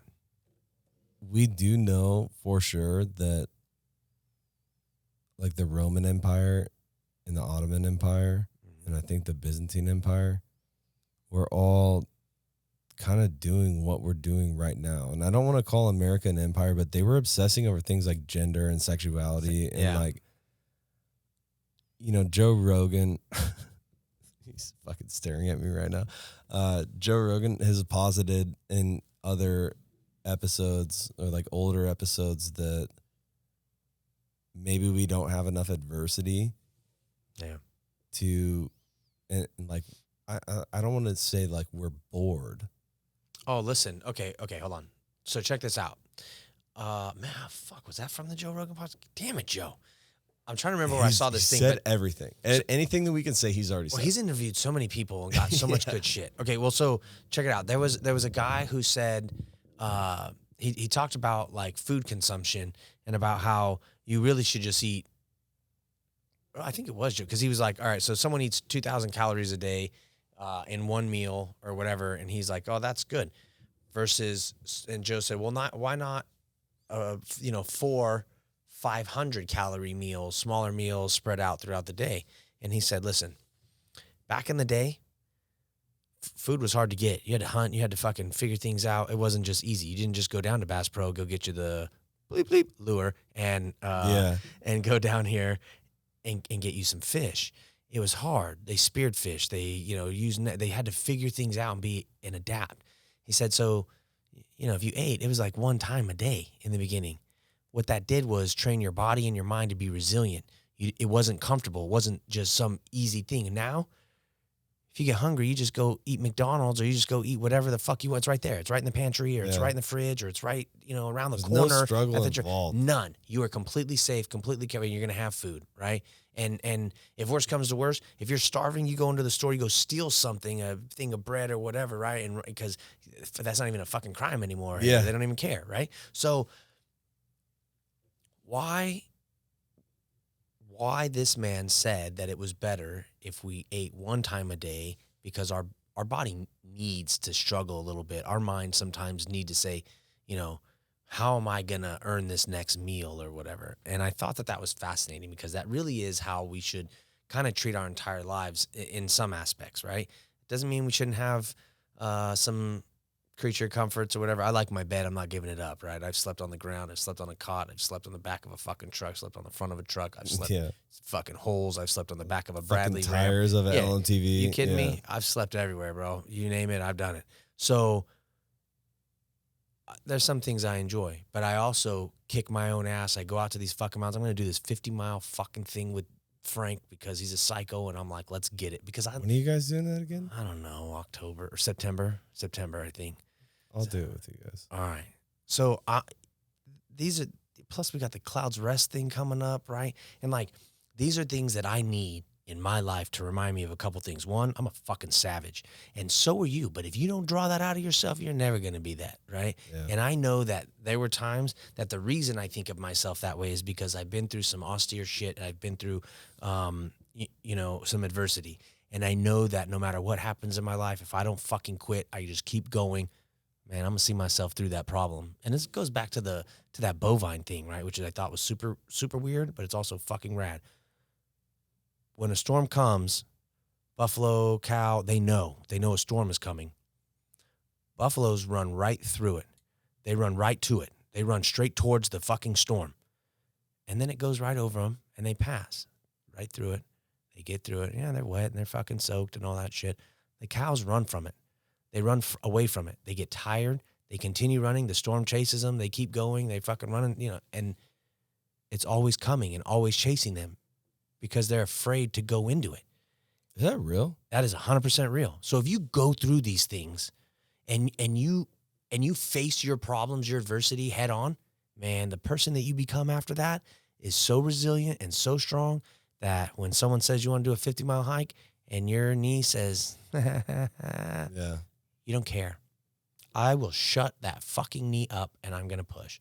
Because, yeah, is it going to suck? It's going to suck. I know it's going to suck. That's kind of that's a point. Yeah. I wanted to. You know why? Because one day my kids might fucking need me to do something. Because I see these people who are out here who are obese and fat. And I'm not trying to body shame people. You do it yourself. I know what you say to yourself because I feel fat sometimes and I exercise more than most people that I know, right? And I do things just like I'm talking about now because I need that shit. But I know that if my kids need me to, man, I don't care. Play horse in the backyard, swim, pull them out of the fucking river if it's moving too fast, or fight off a fucking mountain lion in the woods. How many people put their kids in situations that they're incapable of helping them? Next to none. A lot. Well, what do you mean? No, I'm saying like physically incapable. Like you're just like a soft body taking your kid camping, right, and your kid can't do this. Yeah. So when I take my kids, like when they first learned to kayak, I bought them kayaks, and we went out to the Negro Bar. I didn't name it. Oh, they've changed it now. Yeah, it's Black Miners Bar. Black now? Miners Bar. Excuse me. Apologize. Sorry. How dare you? I'm racist. Fascist. My kids are black. I can say whatever I want. So I took them out there. Black people can't swim. Fucking, you can in my house. So I go over there and I dump them right out of their kayak. I need you to show me that you can get your ass back up on your kayak if you fall the fuck off. You understand? It's that simple. Now, the kayaks have, most of them, like fishing kayaks are a little different, but that's not what they had. They had little kid fun kayaks. And on the back is almost like this little slope. It is specifically so that you can pull yourself up from the back onto that if you fall off. If you get turned over, you can get out of it and pull yourself back up and, or you learn how to flip over if you're caught inside. I taught them all this shit, right? First thing we did was dump them over. I need you to figure out how to get back up there. They're not allowed to swim in the river this year because we have had so much snow. You'll drown. So they know, like, hey, you're not going to the river to go swimming this year. Swim in the backyard in the pool, no problem. I told you I had the pleasure of seeing a body get pulled out above Rattlesnake Bar. It is. So these are the things that I want. Like my kids I don't want them to be like, fucking dad died today because he was out of shape and couldn't fucking walk up a hill, or, he tried to help someone else and got, killed because physically I was incapable of, taking care of myself. I fear that in some ways. And so, like, the kids are out of school for summer. Like, the two older girls are in Reno for cheer. They've already started cheer stuff. School they're still a couple months away, but they're already started. They're at camp in Reno. So the youngest one is here, and she comes downstairs, feeds the dog. She's like, let's work out. Oh, yeah. I love it. Listen, we talked about this before. My job is not to protect my kids from everything. It's prepare them for as much as I can. Mm-hmm. And that's what I'm going to do as a dad. Even my daughter's boyfriend's going through some stuff like with his family. It's tough, man, because I went through it. My mom was not a good parent, and it's hard to acknowledge that she had a lot of adverse effects on my life and how I dealt with things and my response to things. But I couldn't give her all the credit. I had to start choosing, and that means I had to learn and get better. And I don't want this kid, my daughter's boyfriend, to go through this shit in life where he's going to have, some adverse effects going forward because his parent, his parent not taking care of him, not doing what they're supposed to. And I'm grateful that he has us and that my wife is such a loving and caring person because she's going to make sure he's good. But it's hard. I don't want my daughter to see that and, know that sometimes you don't always get good parents. But that's why you have no idea who's watching you. And in fact, there's this quote. I'm going to read that right now. Listen, I will say that kid is one of the best, most respectable. He's a good dude. Good kid, man. I really, really like him a lot. All right, so there's this quote, and it says, worry about your character, not your reputation. Your character is who you are. Your reputation is who people think you are. That's by John Wooden, right? And listen, if you looked at me on my worst day and the worst thing that I ever did, you would think I'm not a good person. And I get that because I would think the same thing. But when you look at my life as a whole and with all the context and everything, I'm a good person and I do good things every day when people are watching and more so when they're not. Or at least when I think they're not, right? And I mean that in that I get text messages or messages online, social media from people that I don't know. And I help them because they've come to me because they know that I help people. That makes me feel good. I can put my own shit aside to help someone else. And no matter what I'm going through, they get to see that someone cares. Someone's there. And it's not always easy, man. I can't remember if we talked about it, but my cousin just passed away, and she had cirrhosis of the liver. She was 34. She would have been 35 in July, didn't make it, and they were draining over 1 liter of fluid out of her. And I think, fuck, that sucks that my family has to go through that. My aunt and uncle are devastated. My cousin, her brother, is devastated. And, I think that my job is to make sure my kids know that if they're struggling, that a bottle of alcohol isn't the answer, drugs isn't the answer. If you're struggling with those things, you need to come talk to me or to someone. And there's people out there. I was so scared to ask for help. When I finally asked for help, I found people who genuinely wanted to help me, but I was terrified. I felt like that was weakness, and it was, I was a pussy and all those other things. And the truth is that it was strength. A lot of shame involved too. So much. And I thought, I'm a warrior. My job is to be a fucking warrior and not to be worried about these other things. And if you'd have told me I'd have had mental health issues, I'd have laughed in your face, told you to fuck off. Wrong guy. Move along. But it did happen to me. And you know what? I'm glad it did. If I hadn't gone through that shit, even as a kid, even now when I think about like some of the negative shit that I lived through with my mom when I was real young, I think I'm more compassionate now. I have empathy, and I struggle with empathy. When I came home from war, if you hadn't been through what I'd been through, you couldn't possibly understand. Yeah. And now I get it. Man, fuck, everyone goes through trauma. Everyone has loss. Everyone has adversity and problems in life that seem overwhelming. They fuck you up. You're homeless or your relationship falls apart. You're fucking, people are stealing from you, people that you care about. Like, who a lot knows? of them are just as lasting too. Yes. As something like war. I mean, like, you think about like childhood trauma, Yeah. like things like that. Divorce is impossibly hard, I'm sure. Financial issues. I mean, dude, there's so much out there to be like cheating. Yeah. Like all these things. Yeah, especially just that's in the having like a military. gross mistrust for anyone you meet. Like you feel start like you putting up these can't- walls. Yeah. Yeah. Well, go ahead. You feel like you can't trust people. Right. Whether it's an intimate relationship or a friend or whatever. Yep. I mean, like, fuck, dude. Like I've had like a good friend break up another relationship of two of my other good friends. Ugh. And it's like, For selfish shit. how can you possibly do that? You know what I mean? Yeah. But it fucking happens, dude. Shit like that happens. Yeah. And here's the thing, though. You can't stop loving and you can't stop having friendships. You just have to know, like, listen, dude, I take it slow. I want to get a read of this person because I'm pretty good at reading people. It doesn't take me very long to find out someone's full of shit or not. And, Right, yeah. And even more I'm so. a pretty good bullshit meter these days, too. But I know I'm also rigid some ways in that, like, I have my moral compass, right? And I have my values. And if you cross those, I may try to talk to you about it if I value our friendship. If you're kind of one of those outlier friends, I'll cut you the fuck off. Yeah. Because I believe that this really is your character. This is who you're going to be. You're going to do shady shit, or you're going to do things that are, lack integrity. And I don't want to be a part of that. So because I'm genuinely very straightforward, I don't like beating around the bush. I'm nice to people, right? I'm not out here to offend and hurt people, but being offended is a fucking choice. And I really want people to know where I'm coming from, so there's no misunderstandings or miscommunication. And I struggle. You're either in or you're out, dude. That's it. It's that simple. Yeah. You get cut from the team, dude. It's like, it's a business decision. at that point. It is. And that's why, so like, it was the year anniversary of the video that I did for Hearts for Heroes and Motherfuckers Are Crooks.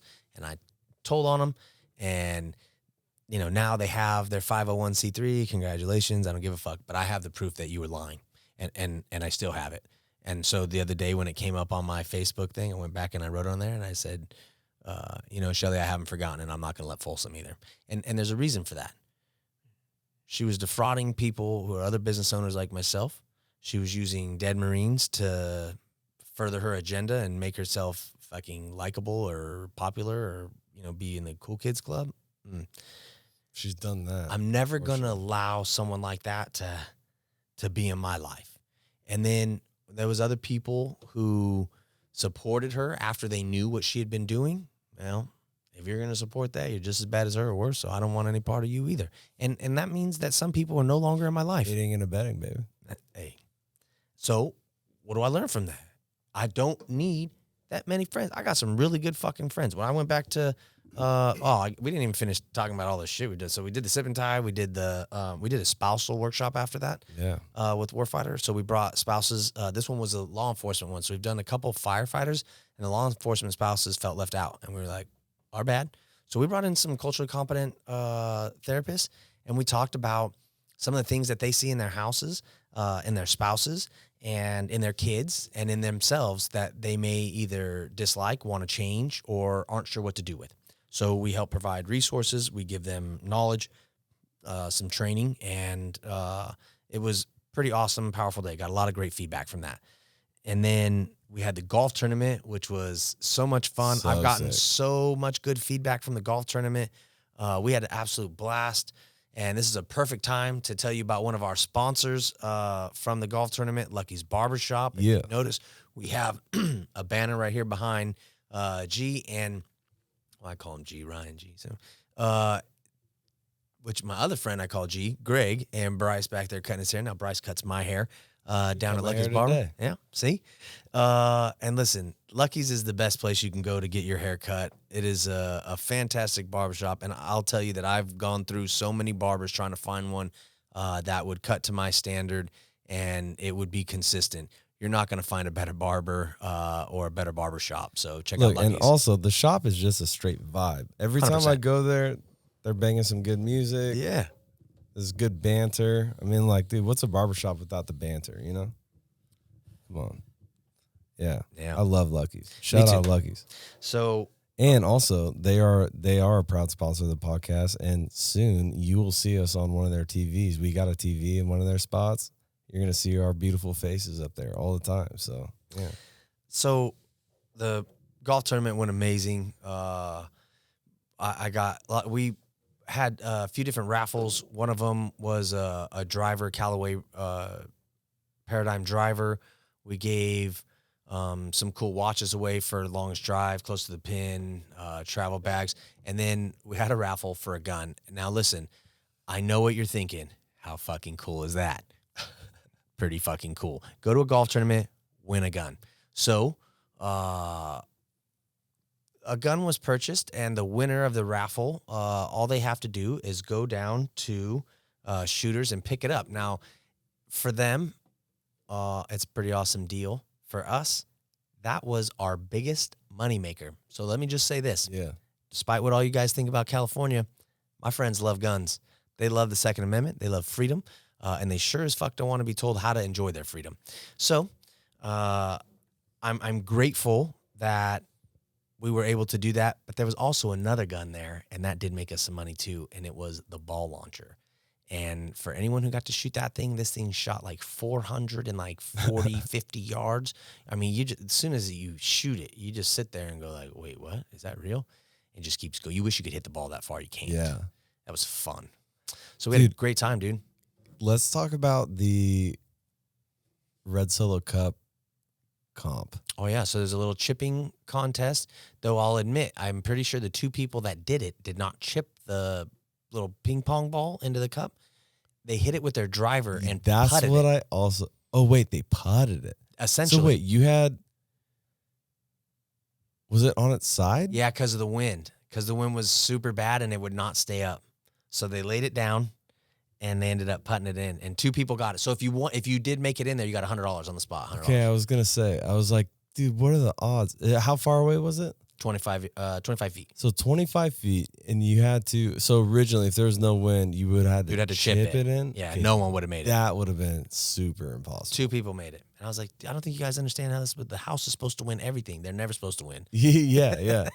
But because when I got up there, What are the odds? I was like, what do you guys do? No, listen, you got to set it up. And they're like, it won't stay. We tried. well, but then, because it was windy. but then we were talking about, like, what are the odds that 2 people would make that? But there was a kid. Mm-hmm. There was he's an amateur. Oh, huh. And he was the professional, like, celebrity shot, I guess, at his, like, home club. He made 3 hole-in-ones in one day. Isn't that crazy? I don't know if there's footage of it. That'd be pretty awesome if there was.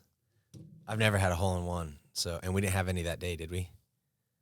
I don't think anyone hit a hole-in-one that day. No, I don't think so either. It's pretty cool though, and I love golf. So we had a lot of fun. I'm glad it was our 2nd annual golf tournament. We made some money, and then I flew back east to. Oh yeah, here we go. Alex Smalley is his name. Pretty healthy crowd outside the ropes at the first as the last handful of groups come through to start their final round. 17 we go. Alex Smalley on the tee. Oh, he's it. Sawgrass? That's TPC. Yeah. Oh, no. How about it? Let's go. 3 aces. 3 aces. That's the players. Holy cow. 3 aces. Jesus, dude. That's the fucking Hayden Buckley players. on Thursday. I thought this was. Oh, wait. Aaron Rye on Saturday. And why not one more? No. Okay. Oh, so that's 3 separate people, not the this guy is who hit. Not the guy. Yeah. 3 holes In one round, right there. I think it said. in 1 round. Colin Babowski. Yeah, June 10th from LaSalle High School, not to be confused with De La Salle. LaSalle High School in Cincinnati, Ohio. Colin Babowski. What a stud.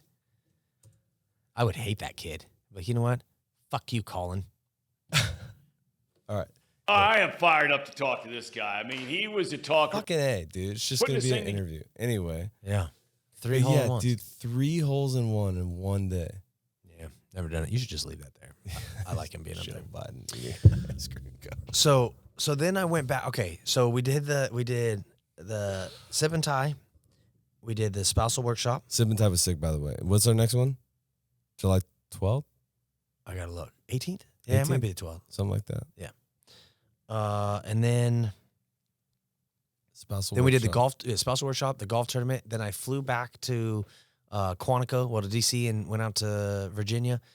And Tyler Vargas Andrews retired from the Marine Corps. Now listen, this dude Congrats, dude. it's so much congratulations, well deserved. All his boys were there, which was super good. Tons of family came out from California, and I got to tell you, it was,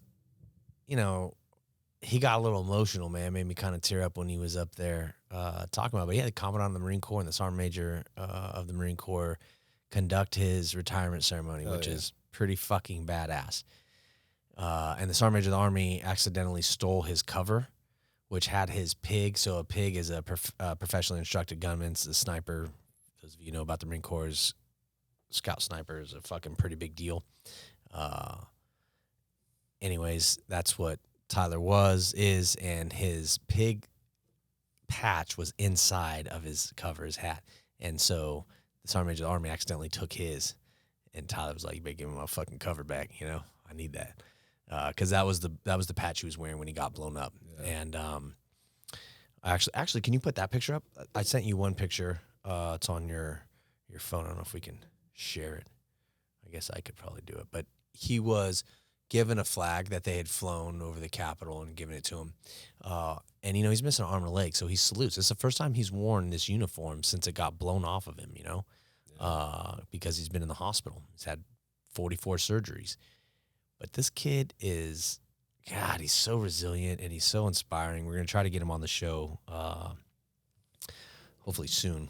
We'll see what happens. But I got to tell you that I'm so grateful that I was invited and that it was the first thing we did as an organization was help Tyler and his family. His mom was on her way to Germany. We'll have to bring her on too. And I'll tell you right now from my own experience, when they send you to Germany, it's because they don't believe your kid's going to live. And Tyler was not supposed to live. I'll tell you that as well. He was supposed to die. And if it wasn't for the fact that he was in such good shape, he would have. But his surgeons and everyone will tell you that his body ate itself and kept him alive. And that's why he's here today. And so they gave him this flag, and the picture, if it'll come up, is him saluting the woman, the female Marine who was giving him the flag. And he has, his prosthetic arm, and it's him saluting. So I'm just grateful I got to be there and be a part of it and get to hang out with him and the boys. We shut down our tattoo shop last year when he first came home and tattooed him and all the other pigs from his team. And it was awesome because my artist got to see that stuff. And I think it's important to realize that these are young folks who are doing these jobs, who have lifelong injuries and baggage. The people who survived, the people who weren't hurt, his brothers who were there, who helped keep him alive and motivated him when he got back to keep grinding. Those guys are 20-somethings. Yeah. Those are the ones who are standing watch. And he's a fucking NCO. He's 23 years old, 24 years old, and he's in fucking charge, right? It should scare you to fucking death. Well, him being who he is going to inspire this world, man. I'm excited to watch him do it. I am too. And I'm grateful that he's still alive and still kicking. He's got a great life ahead of him, and I look forward to seeing what he does with all of his opportunities. Yeah, dude, and we'll be here to support him every step of the way for sure. Of course. We'll keep the crowd updated on what Sergeant Tyler Vargas Andrews is doing. He's going to start his own business. He wants to be an entrepreneur, man. Yeah, it's going to be fun, man. So then I came home from that. Well, I got to go see Squint. So for those of you who saw Spielman on here, the Prince of Oh, you got Baghdad. to see him? Yeah, of course. No so he's right way. there because he's in Fredericksburg, right? Hell so yeah. He's got a lot of shit going on, so we didn't have a lot of time to hang out. But gotta go see my boy, I miss that Prince of Baghdad. And we listen everywhere I go. I get to shoot the shit with someone. I have a family member. So speaking of which, for the I still want to make the Dinars to burn fucking oh, shirt, we need dude. to. When we had the golf tournament, Doc, one of our medics, Doc East, came out from Texas. He lives in the Colony. He'll tell you it's a town, not a cult. The Colony is where he lives in Dallas, and he came out to hang out at the golf tournament, and we had a blast, man. We had such a good time. So there's a lot more stuff coming up. We got a lot more Giants games tickets. We have another Sip and Tie. We have the Gala will be September 9th. Listen, that is a special event. If you have any opportunity to come to that, you should do so. The moment tickets, go follow Warfighter Overwatch on social media. And the moment, go to our website and you can sign up for the newsletters and things like that so you get updates. This thing's going to sell out. It sells out every year. You do not want to miss it. It is a special night, and this thing's going to be no different. We're already talking about a few of our speakers. The wife and I just kind of had a few little brainstorming, and I'm excited because what we do at that event specifically at the Gala is we kind of punch in the gut a little bit with some real stories, people who have done extraordinary things for our community, for our country, and we highlight them with the Hero of the Year award, Hottie Award, and we talk, because that's like, well, we talk about adversity, we talk about some of the bad things, right, that have happened, and how that impacts or affects the people that are either left in the aftermath or who are picking up the pieces or who it was directly related to, and then we show you like the Hottie, some victories, some triumphs, some feel good stuff. But it is raw and it is gritty and it grabs you where it's supposed to. It is going to make you emotional, and that's by design because these people go through extraordinary things, and we just let them deal with it on their own, usually in silence, and they suffer that way until they start drinking or whatever. Like it's a heavy night, but you'll take so much away from it. You'll learn a lot. I mean, even though I kind of knew what y'all were gonna say last year. I still did.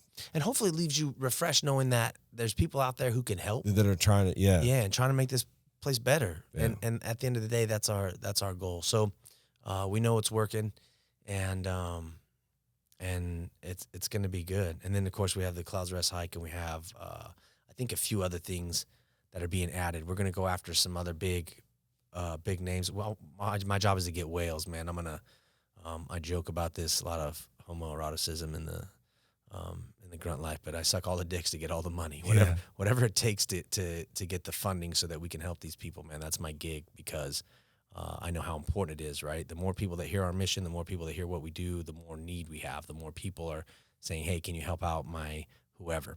And we want to do that. So anyhow, moving along,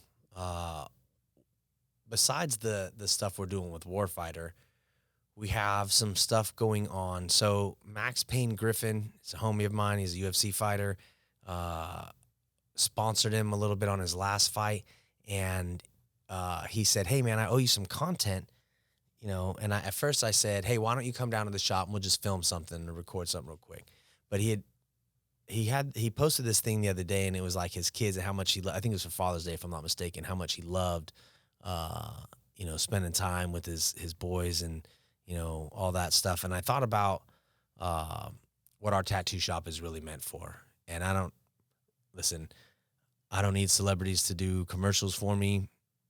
The tattoo shop's doing okay. Of course, it can always do better.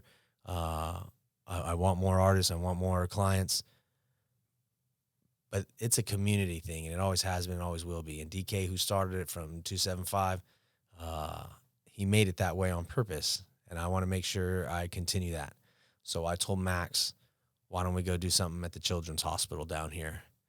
And Max is all in. So we're going to go help some kids, man. And I'm going to bring them Christmas in July, because I think that's way cooler. Oh, yeah. So we're going to give our community an opportunity to send us gifts or bring them down here to the tattoo shop, Warfighter Overwatch, Patriotic Podcast, Kinetic Threads, Kinetic Ink.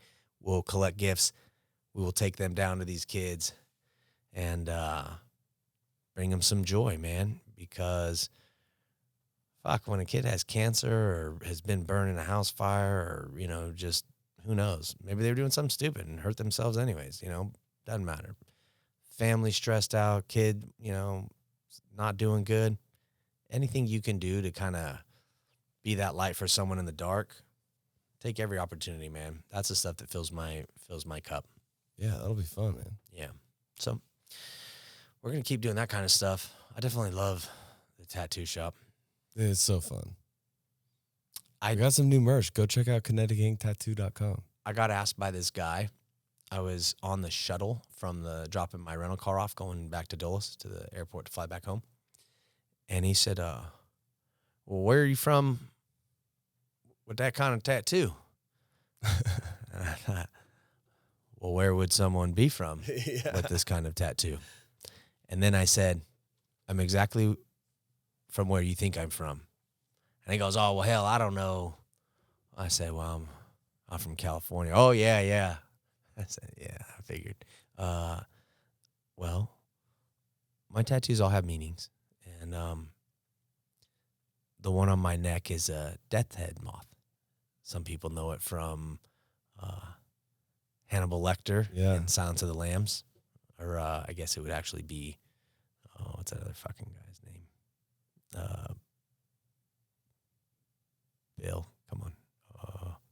Buffalo Bill. Buffalo Bill, yeah. Yeah. So the meaning for me is a reminder that death is coming. Yeah. I cannot avoid it. But I'm not afraid of it either. Just like the buffalo who run towards the storm. I know that death is coming, and every day I'm going to get up and I'm going to do everything I can to make this world a better place. Because for a while I thought all I did was make this world a shittier place. And I did for some time, you know. And I think what I hope this podcast will do is potentially inspire some folks to be the change they want to see in the world. That Gandhi shit, it may sound all funny and, you know, dumb or whatever, but I really live this life. And, you know, I'm glad that you're part of this and get to see some of the good we do. Even like I think we gave over 100 tickets to yesterday's game. Yeah, that's pretty sick. And not only to have like the crowd see what we do, but like some of those people are well, all the people that we gave tickets to are veterans or first responders. Many of them haven't had a date or been out of the house as a couple, just or even family, because we gave, somewhere for an entire family. They need that stuff. We all need that stuff. And even if it's something like going on a picnic out at the park or by the river or something like that, I just think that stuff is invaluable. And I know the Unabomber died, and people hate that guy, but he wasn't wrong about a lot of the technology shit that he spoke about, or that he wrote about, rather, about how it destroys our society. And he wasn't wrong about that shit. And so I see it in my own kids, and I try to, they know. Dad likes slapping their phones out of their hand. I pay for the fucking thing and gives a shit. But put that down. And because I like them to go outside. I like them to go, let's go on a bike. Let's go walk the dogs. Let's go. Fawn doesn't like camping. She ain't having it. The last time we went camping was probably like 9-10 years ago, and it was in a fucking log cabin. Yeah, and I'm like, so this ain't camping, because that's not what I'm used to. Yeah. But she's not used to what I was used to, She didn't want to live like not live, but she didn't even want to go spend a couple days like that. It's like, nah, and that's fine.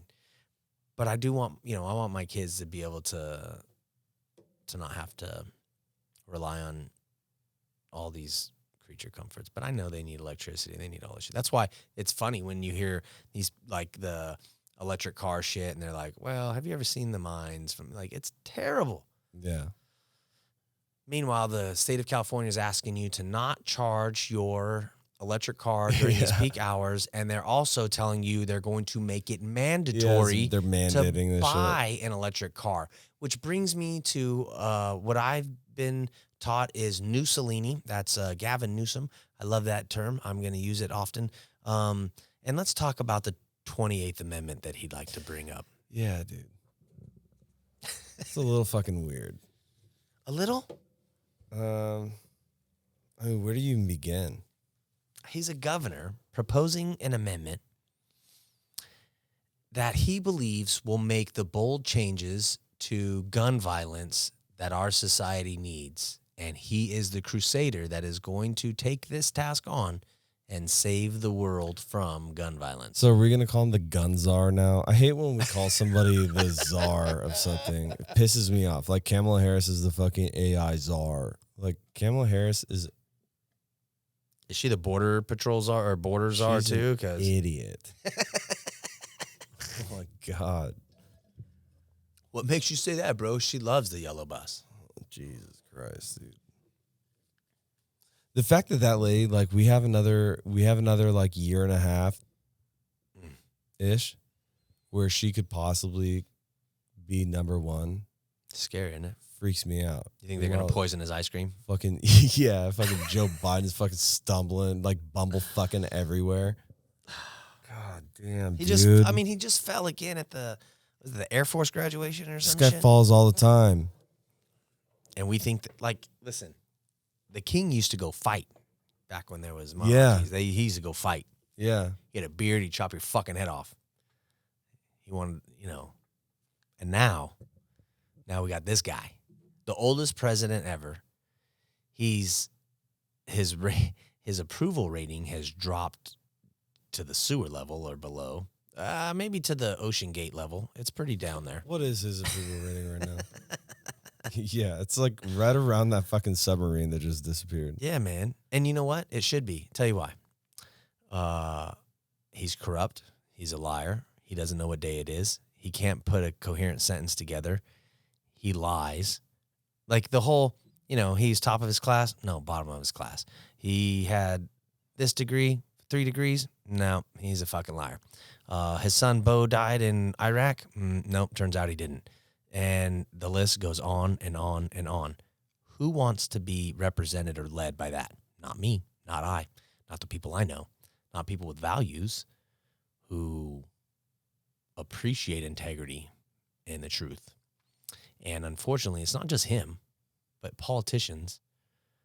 They think they go there. We've already talked about this. They go there, they become rich. That's why when you find unusual whales and you go see what they're really up to, you're like, oh, just follow the money.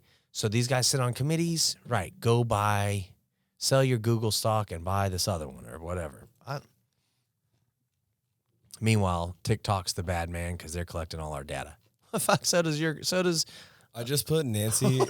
I put Nancy Pelosi into Midjourney.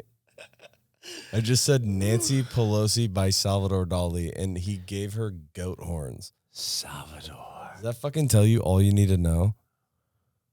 Look at the look on her fucking gross face. The only thing that would have made this better. Look at her neck, dude. Dog belly. I was just looking at the neck. It is definitely the dog belly. Okay, but look, if she would have been doing the fly finger, the little, like rubbing knuckle thing. If that would have been the only thing that made this better, 100%. So gross, dude. You got some good stuff on here, bro. Joe Biden riding a dolphin. Oh, so Peter Ducey asked Corinne, whatever, Pierre Jones or whatever her name is. I forgot. Corinne Pierre or something. Anyways, he asked her, he said, hey, did you hear this research guru guy said that if we don't stop AI now, every person on Earth will literally die? And she laughed. She was like, the way you pose these questions, Peter, it's so dramatic. Like, she didn't even want to. Everybody Are you gonna send this one to the White House counsel? Like, just talk to them because you don't want to answer questions anymore, or are you gonna answer this one? And she just laughs, you know. That's unbelievable. Check out Donald Trump, though. Look at this guy.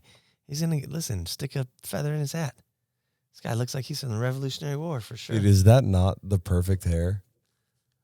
Look at that.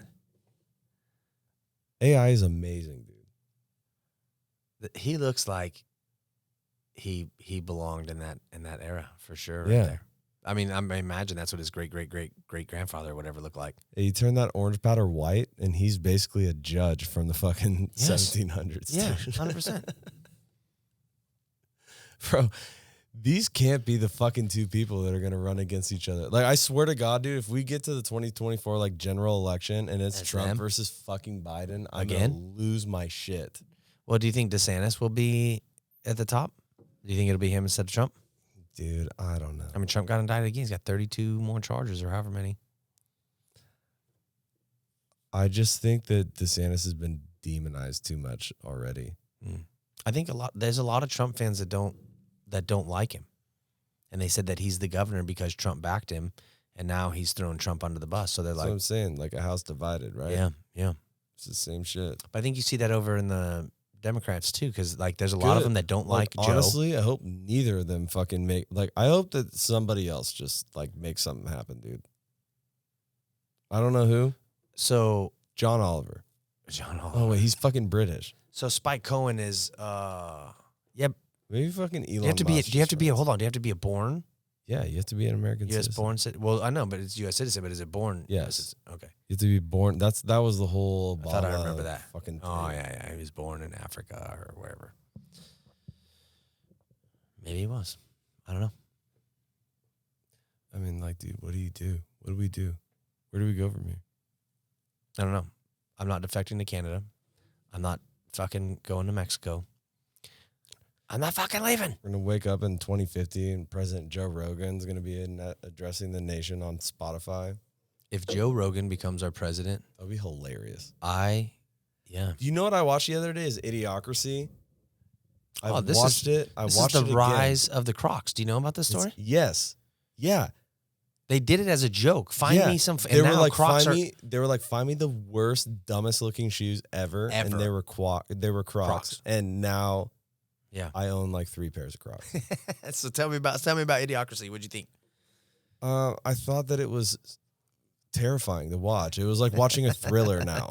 It's not like a comedy anymore, dude. Yeah. Right. So it's funny when it has no context and it's like, oh, that's so far off. And then when you're 16 years later and it seems like this can't possibly be real. Yeah, you're like, dude, this is like we're not that far off from Idiocracy. I mean, like, really, we're really not that far off. I mean, like, all we do is like genetically modify plants, sit at home and watch porn, and fucking, we're just a bunch of idiots now. Yeah. They wanted us this way. Yeah, it's pretty brutal. Yeah. That's why it's so important. Like when you see celebrities like saying, "Hey, listen, the government isn't your friend, and they want you to be dumb," and I'm like, "Listen, I don't want to listen to you. Like I don't want to listen to LeBron." Yeah. But I already know what you're saying. Yeah, you're not wrong, dude. Yeah, you're not. And so, what's that? He's a British fellow, long hair. Get him to the Greek. What's that guy's name? Oh, fucking Russell Brand. Russell Brand. He's a perfect example of this because he's like, don't you realize what they're really doing? Can you see what they're selling you, mate? That it's not health. Yeah. Pfizer has literally donated to every single person. And you're like, fuck, is this real? And if you go down the rabbit hole, yes, it is. Real, yeah. Real, for real, for real. Like all of the media that you consume has been bought and paid for by Pfizer executives. And not just them, all of Big Pharma. You're pretty good at Australian accents. Thanks. That's pretty fucking good. Yeah. I don't make any money doing it, but I'll tell you what. It's interesting to me that we have these people who are from other countries and, you know, well, They're looking at this American conglomerate like, yo, is Pfizer American? They have to be, right? I wouldn't be surprised if they were like, we're from Sweden. Yeah, it's like an American multinational pharmaceutical company. Yeah. Headquartered in Manhattan, New York City. It's Pride Month, they let me know. It's also Men's Mental Health Month, but they're not going to tell you that. No, dude. There was a big pride parade in San Francisco yesterday. Yeah. Yeah. But I didn't go because I was at the game. I was a little busy. My dad was wondering about that. I was like, yeah, where's all the dudes like walking their boyfriends like dogs? They're out there. The first time, okay, so look, so that's funny you bring that up. So I cut school. I think my dad listens to the show, so he's going to hear this. I cut school, went to San Francisco with my buddies, and I remember, like, if we got in trouble, first we walked around. It was like a fucking alley. It wasn't like, but the other street was like a main street. We were over kind of by the pier, and this cop, like, yells. I didn't even see him because there's so many people, like, on the corner. So we go walk across, and it's a red hand. You're not supposed to cross. And he's like, hey, don't you have street lights where you're from? And I was like, oh, yes, sir. But in my county, there's only one stoplight, and it's 2 towns over. And he's like, where are you from? I was like, oh, I live in Valley Springs, and it's in Angels Camp, so you got to go through San Andreas and the other side over there. It's not even close, like 30 miles. And he's just like, I don't think you like that. But anyhow, and the other thing that happened during that trip was a guy walking his boyfriend on a leash. And he had like a black leather collar with metal spikes. Yeah. And they got like the fishnets and all the whole bit. And I was like, It was like a ball gag in his mouth. well, You're just like, Jesus Christ. he did not. But they're like, yeah, it was not something that I had seen before. And it was very interesting. But San Francisco used to be my favorite city to go to when I was a kid. And now it is not. I don't like going there. I go there for the games, and that's it. Yeah. That is it. Dude, I was walking on Sutter Street the other day with a couple of my buddies, and this cop like slowly drives past us. Yeah. He's going the opposite way, and his windows are all down. And he kind of slowly walks past us, and me and 3 of my buddies, like, we've been out on Sutter Street for like 4 or 5 hours at this point. So we're just like looking at him like fucking assholes, I'm sure. He looks at all 3 of us and he goes, oh shit, it's a cops. Dude, all 3 of us just started busting up laughing, and he just kept going. It was hilarious, though. He looked at us, and he was like, look at these 3 fucking dummies, bro. I got pulled over the other day, and I have not been pulled over. I can't tell you how long. Like, fucking, I've not been pulled over in probably 8, 9, 10 years, something like that now. I couldn't tell you the last time I got pulled over. Yeah, something at least 8 years. So I get pulled over, and I'm thinking, why am I wasn't speeding because there's too many cars in front of me. So I was doing the speed limit. So he pulls me over. I was like right across from the middle school. And Sutter? Yeah. And so like the little apartment complex, I just pull in there and go into a parking spot. And he's like, do do you have your license? Well, first he's like, so I had my arm on the window and he couldn't see my right arm. He's like, you put your other arm, and I'm all tatted up, so I get it. He's like, can you put your other arm up? Yeah, no problem. So I put it up there. He sees me. He's like, all right, cool. And he comes over and he's got a little army thing on his uniform. So it's like one of the first things I know is like, all right, this is an Army vet. So I already got a connection with him. Yeah. So he's like, do you have your license? So I'm picking up I was picking up one of the kids. So I go to reach for my wallet and I don't have it. And I'm like, oh, fuck. Well, listen, I know my driver's license number. So I give it to him. That saved me a couple times too. Yeah, I give it to him. And he's like, did you forget to pay your registration? I'm driving my wife's car because my car is hooked up to the trailer for all the shit that's going to the golf tournament. It's like the day before the golf tournament. And I was like, or maybe it was the day after. And I was like, I don't have my license. This is my wife's car. What do you mean? The registration's not good? He's like, no. And I was like, the fuck? Like, she doesn't forget this shit ever. Yeah. So I was kind of weirded out by it, but I'm looking and I'm like, all right, I'll look in the glove compartment. So I go look and I got like 3 or 4 fucking old insurance things. Like, do you have one that's up to date? And I was like, I don't know. Yeah. So I'm looking, I'm like, fuck, man. These are all old. There was one in there, but I didn't see it. I did not find it. I had 4 that were not. And he was like, all right. So he's like, fuck, man, I need 2 things. He's like, listen, well, no. So 3. I didn't have my driver's license, the registration, and insurance. And none. He gave me all 3 tickets, right? And I told him, I said, look, man, to be honest with you, I don't really know what. I was like, this is my wife's car. I don't ever drive it. But I need,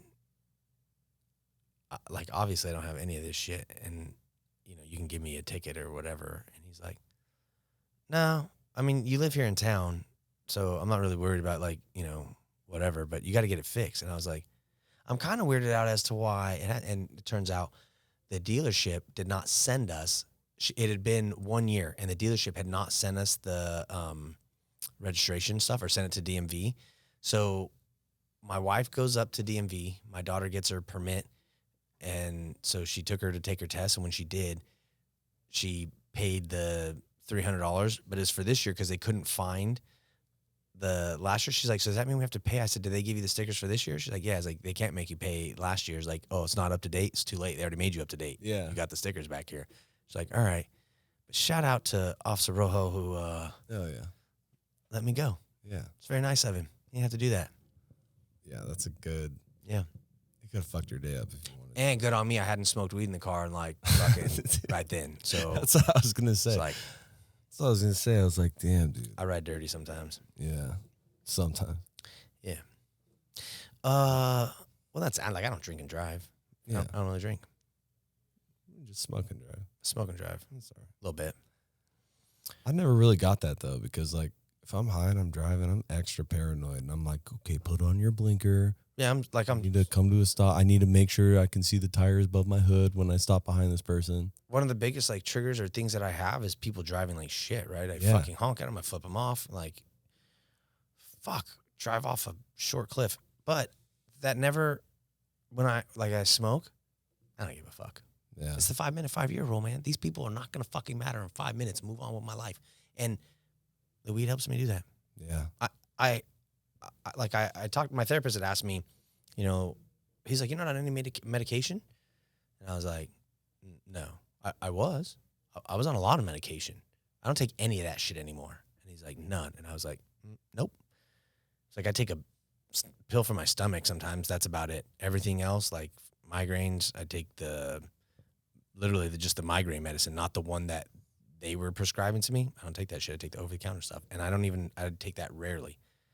I was on like 22 pills a day on my good days, over 30 on my bad. I don't take none of that shit anymore. And I am, as much as I smoke weed, people think I just sit on the couch and eat Cheetos. I'm afraid not, my friend. I think I just explained to you my last week. It was fucking nuts, and it ain't going to change or slow down. And I need that. I need to stay busy. We all do. I'm a big fan of mushrooms. So they help. I have, what did Aaron Rodgers just talked to a group of folks and said before he went and did his little psilocybin deal, he showed his stats, and it was like 20-something touchdowns, like 9 interceptions, whatever is crap. And then it was like 40-something touchdowns, MVP, fucking, how do you argue with that? He's like, listen, man, my mental clarity, my focus, my drive, all of these things have been heightened. I'm not saying that maybe doing this is for everyone, but this helped me. And I think that that's very, I mean, I feel like he has a lot to lose. You know, if people frowned upon this at the NFL, were like, are you fucking crazy? Just like they did, what was his name? He was the best running back, too, and he was smoking pot. He was from Texas. Fucking Ricky Williams. Yeah, Ricky Williams. Yeah. So same type of deal, right? This guy goes to Africa, and he's like, fuck it, I'm done with football. And maybe if we offered things, even because I know there's like stem cell treatment. There's things that are not legal in the United States that people have found. For. Yeah, they go to Panama. They Iboga treatment is another one of them. Yep. Like, Ibogaine is a crazy, crazy chemical. Meanwhile, marijuana is still federally illegal, and they can't change it though unless you repeal the Drug Enforcement Act. Like unless you repeal the Controlled Substances Act. Yeah. You can't do it because they wrote into law if it's Schedule 1, you can't reschedule it. Yeah, which is really stupid. That's Schedule 1, you can't fucking reschedule. It's bullshit. Yeah. Meanwhile, cocaine has lots of medical usages. Yeah. Or whatever.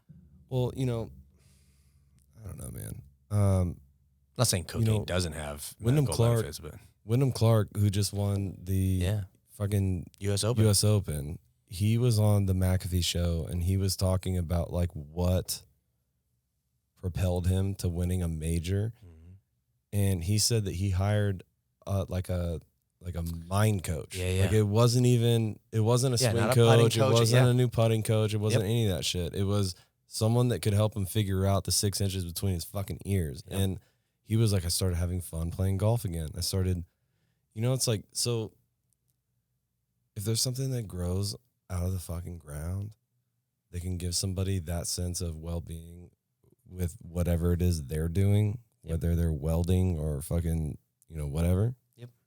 Do it. Yeah, I agree. So I talked a little bit about Max Payne on Father's Day. So on Father's Day, I sent my dad an email. I'm actually going to write him another one today, but he wrote me back. I hadn't talked to him for several years. But my sister did tell me that he had listened to our show a time or two.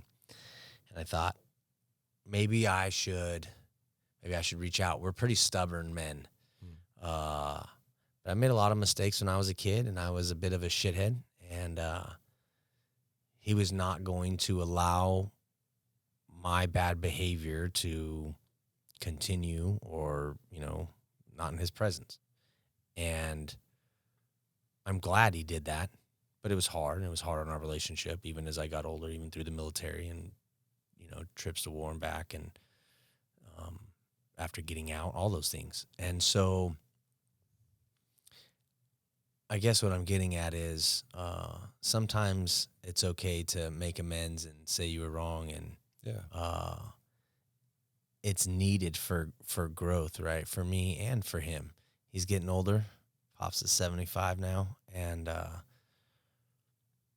I don't know how long he'll be around. So my hope or my wish is that we can have as much of a relationship as possible for as long as possible. And I'm reminded, because people in my life die, and it's going to continue to happen until I die, that sometimes saying the words that you don't want to because of whatever, whether it's pride or arrogance or guilt or shame or whatever, throw that shit out the window. I think it's good sometimes that, well, first off, me fucking up has been good. Me falling down and failing has been good. All of the growth that I've gotten in life has come from me fucking up first. Now I try not to fuck up as often or as big. And learning all those things has led me to a much better life. And I don't mean like, material things or wealth. I mean, my relationship with other people is better. It's more in depth. And I know I have people in my close circle that I can count on and talk to and call if I need some help. And I'm I know that's a reflection of my ability to communicate better now, and I'm not going to stop. I told you, like, this morning I had therapy, right? And that's because I still have shit to, kinks and things that I need to work out and continue to grow. I can't just get complacent. And going to Tyler's retirement reminded me that, this kid can sit back and get fat on the fucking couch if he wants, and that's not what he's going to do. Yeah. So he's not going to, as the Commandant of the Marine Corps said, he does not sit back on his laurels, right? He doesn't live on what he did. And if you think about a lot of people, and I was doing this too, especially people with trauma and PTSD, I was so focused on my rearview mirror, what was behind me in my past, that I was crashing into and destroying everything in my future. And it took me until I realized that not only is that's what I was doing, but to focus on what was in front of me. Then I really started to see the changes in my life that I was hoping to make. But when I was focusing on either the bad things that have happened to me or the bad things that I've done or anything in my past, literally anything in my past, other than where I was headed and how I was going to get there, when I put my focus and energy on that shit, my life has gotten so much better. Look, man, I was thinking about this earlier. I failed at almost everything I've tried so far. Yeah. And I mean, good, right? Yeah, I mean, like that's just kind of part of it. I mean, there's I think that once you reach a level of success, you can say that you've succeeded at something, obviously. Mm-hmm. Like Joe Rogan's a good podcaster. You're Sonny's a good tattooer. Yeah. You're good at running a nonprofit, so on and so forth. I'm just saying, like, did I think I'd be a bartender at 33? Like, no. I failed in the mortgage business. I, in my mind, failed in the Army because I wanted to do 20 years and I didn't. No plan survives first contact, though. That's something that I've always remembered. And it sounds cliche, but there's that fucking Michael Jordan quote. Like, I think that Michael Jordan in his career is like 30-something% on his shots. Like, he still fucking missed 2/3 of his shots. Yeah. And I think that it's hard for people, my age. You're about 10 years older than me, but well, not quite. Almost so. But I think that those goalposts are kind of moving a little bit because my parents, if you didn't have like a solid fucking retirement set aside by my age right now, if you didn't have a family started, like you were like, okay, you're going to be a bachelor for life. Yeah. And you're going to work until the day you die. And I think that some of those things are changing, and it's kind of hard I think that, fortunately mine don't, but a lot of parents put a lot of pressure on their kids to be in the same place that they were when it was maybe a little bit easier to get there or things weren't so expensive, so on and so forth. But it's all relative, man. I mean, that's why I love Gary Vee, dude, because he's one person who will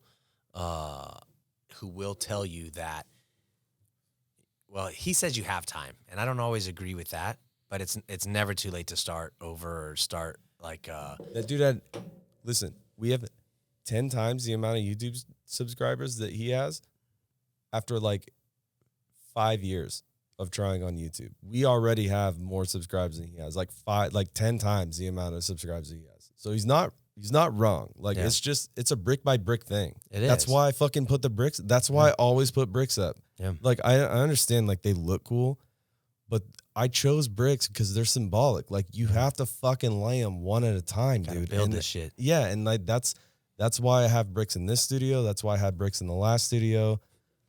If it wasn't already coined by Dave Portnoy like a billion times over, I'd probably put it on a shirt. But it's just one of those things, dude. Could you imagine taking, like, let's say, high school juniors and seniors right now, right?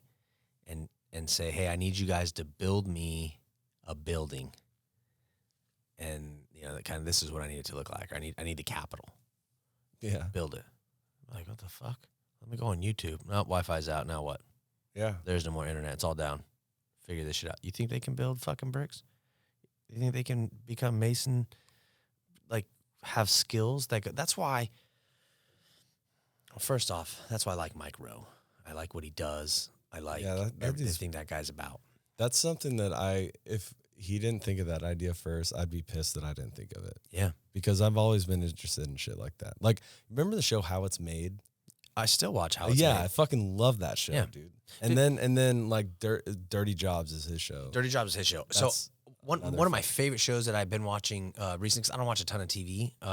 We have a theater room in the house, so we watch movies sometimes as family. But I've been watching, it's like The Men Who Built America or The Food That Built America. And it's one of my favorite because it talks about like, oh, how did whatever company figure this out? Or and it was like, oh, how they flash freezed fish so that they could send it across the U.S. and you could have, frozen food. And then they used that to do fruit or other things. And it was, for me, fascinating. They're like, oh, here's Rockefeller, and this is how he built his empire, and Ford. And then Ford and his buddy, they had the mill where they were cutting the parts. So they took all the sawdust and shit from the sawmill, and they made that into briquettes. And that's how Kingsford came about. And you're like, what? Oh, shit. 100%, bro. So for me, I fucking love that shit. I nerd the fuck out on history. Yeah, me too. It's like that's why one of my favorite episodes that we've done was we talked about the California history shit and some of the stuff like General Vallejo and fucking Joaquin Murrieta and all these random things that I have going. Listen, it doesn't help me unless it's 7:00 and Jeopardy's on. Okay. Yeah. It does not. But I love watching Jeopardy with Alyssa. if you like, when we go out of town, like as a family, and Steph watches our house. She loves dogs, so she watches my dogs and stays at our house or whatever. She's one of our tattoo artists. Hey, shout out Steph. Yeah, man, go to Steph Marie Tattoos on Instagram. She's got some fucking. She's legit. Does amazing shit. They all do, but she's fascinating. So she watches my house, and what was I telling you? The history. Jeopardy. Oh yeah, she's like, hey, why did your fucking TV say Jeopardy's on at 7:00 every night? I was like, what do you mean, why? Because I watch Jeopardy every night. She's like, it says it on every TV. I said, that's because it doesn't matter where I'm at. I don't want to forget. Yeah. Yeah. That's a lot of times we're Jeopardy's my shit. having dinner. I miss Alex Trebek, dude, so much. I really wanted to go on the show, especially when he was Okay, what's the chick's name from fucking Big Bang? the one who's the host or whatever. I can't stand her. Maya or I can't stand her. She's been the host for however many months. I still don't know her fucking name. I know Ken Jennings. I want Ken back, dude. I thought Aaron Rodgers was going to be the host for half a second, bro. Fuck. I thought he was going to. I swear to God, I thought he was going to retire and be the Jeopardy host because he loves Jeopardy. Dude, that would be hilarious. First of all, how smart is Aaron Rodgers? He's pretty smart, but let me tell you who he's not a smart ass. And I don't know. I'm switching subjects because I want to go to this before we forget and we end the show. Elon Musk and Mark Zuckerberg. Okay, by the way, Wait, Dana did you see White what he just said talked. earlier? Pull it up. Dana White just said, I talked to them. Mark said, is he serious? And Dana said, I don't know. Let me ask. And he texted Elon and he said, are you serious? And he said, fuck yes, I'm serious. And they may actually fight. I saw something. So does Elon train? Because I know Zuck trains jiu-jitsu.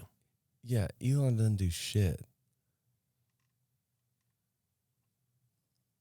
I heard that, like, it was called off. It was?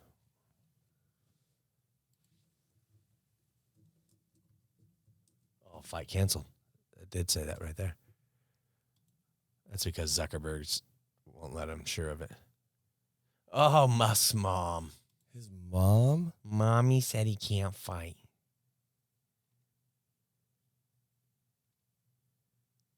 All right. So it says Okay,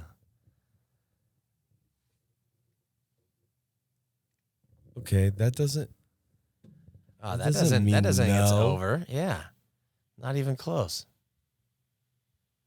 I love how she's retweeting Lex Friedman, dude. That's Yeah. hilarious. Hey, didn't you tell me that? Oh, well, wait. I canceled the fight. I haven't told them yet, but I will tell you to say the fight is canceled. just yeah, in because case. it ain't canceled. We're It's going to not watch it. fucking It ain't- canceled. Nothing's over. Yep, it's going to go down. It's going to happen. I hope. Oh, God, I hope it happens.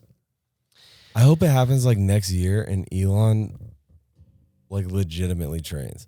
Because Zuck was like, yeah, let's do a fucking jiu-jitsu match, and Elon retweeted him or like tweeted back at him. He was like, let's just go full MMA. I was like, dude, if they're striking, that would be like, if they're striking, Elon stands a chance. If there's no striking, I feel like Zuck just crawls over him like a spider monkey. I'm betting a bunch of money on that. You said he made cis slur. Yeah. And it's banned or what?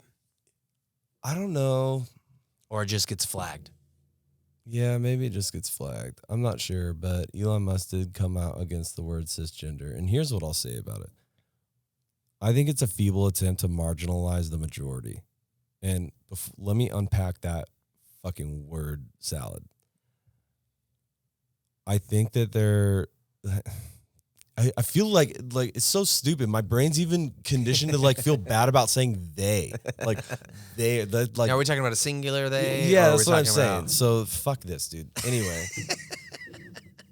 I feel like the trans community is trying to use cisgender, like they're weaponizing it. Yeah.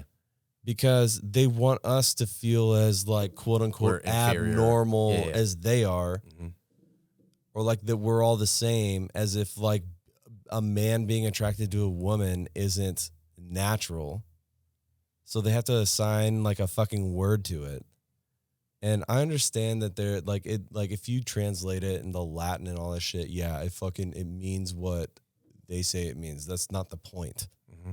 The point is that we used to just be fucking people, and now I used to just be a dude that like when a rocket walks past me, I just go, like, that's what I used to be. Now, not only am I a cisgender male, but I'm also a misogynist, and I'm also a pervert. And a fascist, probably. Yeah, exactly. You know what I mean? Because I'm like, How couldn't you be? God forbid. Look at the color of my skin, Danny. Yeah. How dare I just fucking go through life like this? You know what I mean? That's where we're at. Listen, man, people don't realize that, like, because my name is literally Danny O'Neill. It doesn't get more white than that, I don't think. Well, I'm junior, right? So maybe a little bit more. They don't know I'm tan until I show up, man. And you know what? I don't give a fuck. I still write when people are like, oh, what is your, what race are you? And I'm like, what nationality? Well, I'm American. If I was born in China, I'd be Chinese, man. If I was born in Australia, I'd be Australian. But I'm born in America and I got to fucking pick one? No, I don't really feel like it. I've been writing that since I was a kid. My dad, he encouraged me to do that. Thank you, Dad. Because all they want to do is divide you by race, by gender, or by sex. And those are the things that we're not supposed to divide you by. Specifically noted race, creed, Surprised they haven't sex, added a whole fucking page age. to a mortgage application yet. Well, there was, right? There was some of those things that said, like, if you were black, you couldn't buy a house in the suburbs. And they were, Well, yeah, that was like redlining way back in the day, but now they have what are called the HMDA questions, which is the Home Mortgage Disclosure Act. Oh, yeah, they want to know what you're... I just saw this. They fucking want to know if you're... Race, sex, yes. ethnicity. Are you a lesbian? Are you black? Oh, I don't know about that. They do. When I was in the business, they asked about gender, race, and ethnicity. That's gone worse.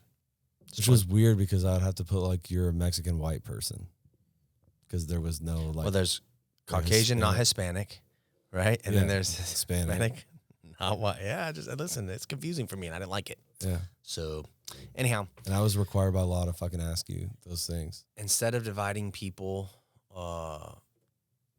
by race or sex or creed or any of that stuff, we should divide them by intelligence. Anyhow, yeah, I love you, brother, and I'm glad we're still doing this work, and I'm grateful for the Patriotic Podcast. If you want to buy our gear, go to patrioticpodcast.com, click on the store link, and also give us a follow on Spotify, YouTube, so on and so forth.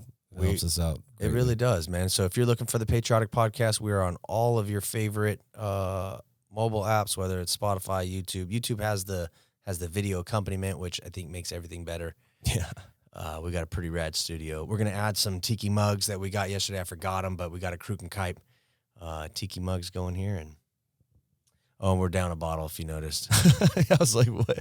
I gave it to, well, so the recruiters came in, and one of them's name is Ramsey. And I talked to him a little bit about Austin. I said, tell you what, man, why don't you take this with you as a gift from me?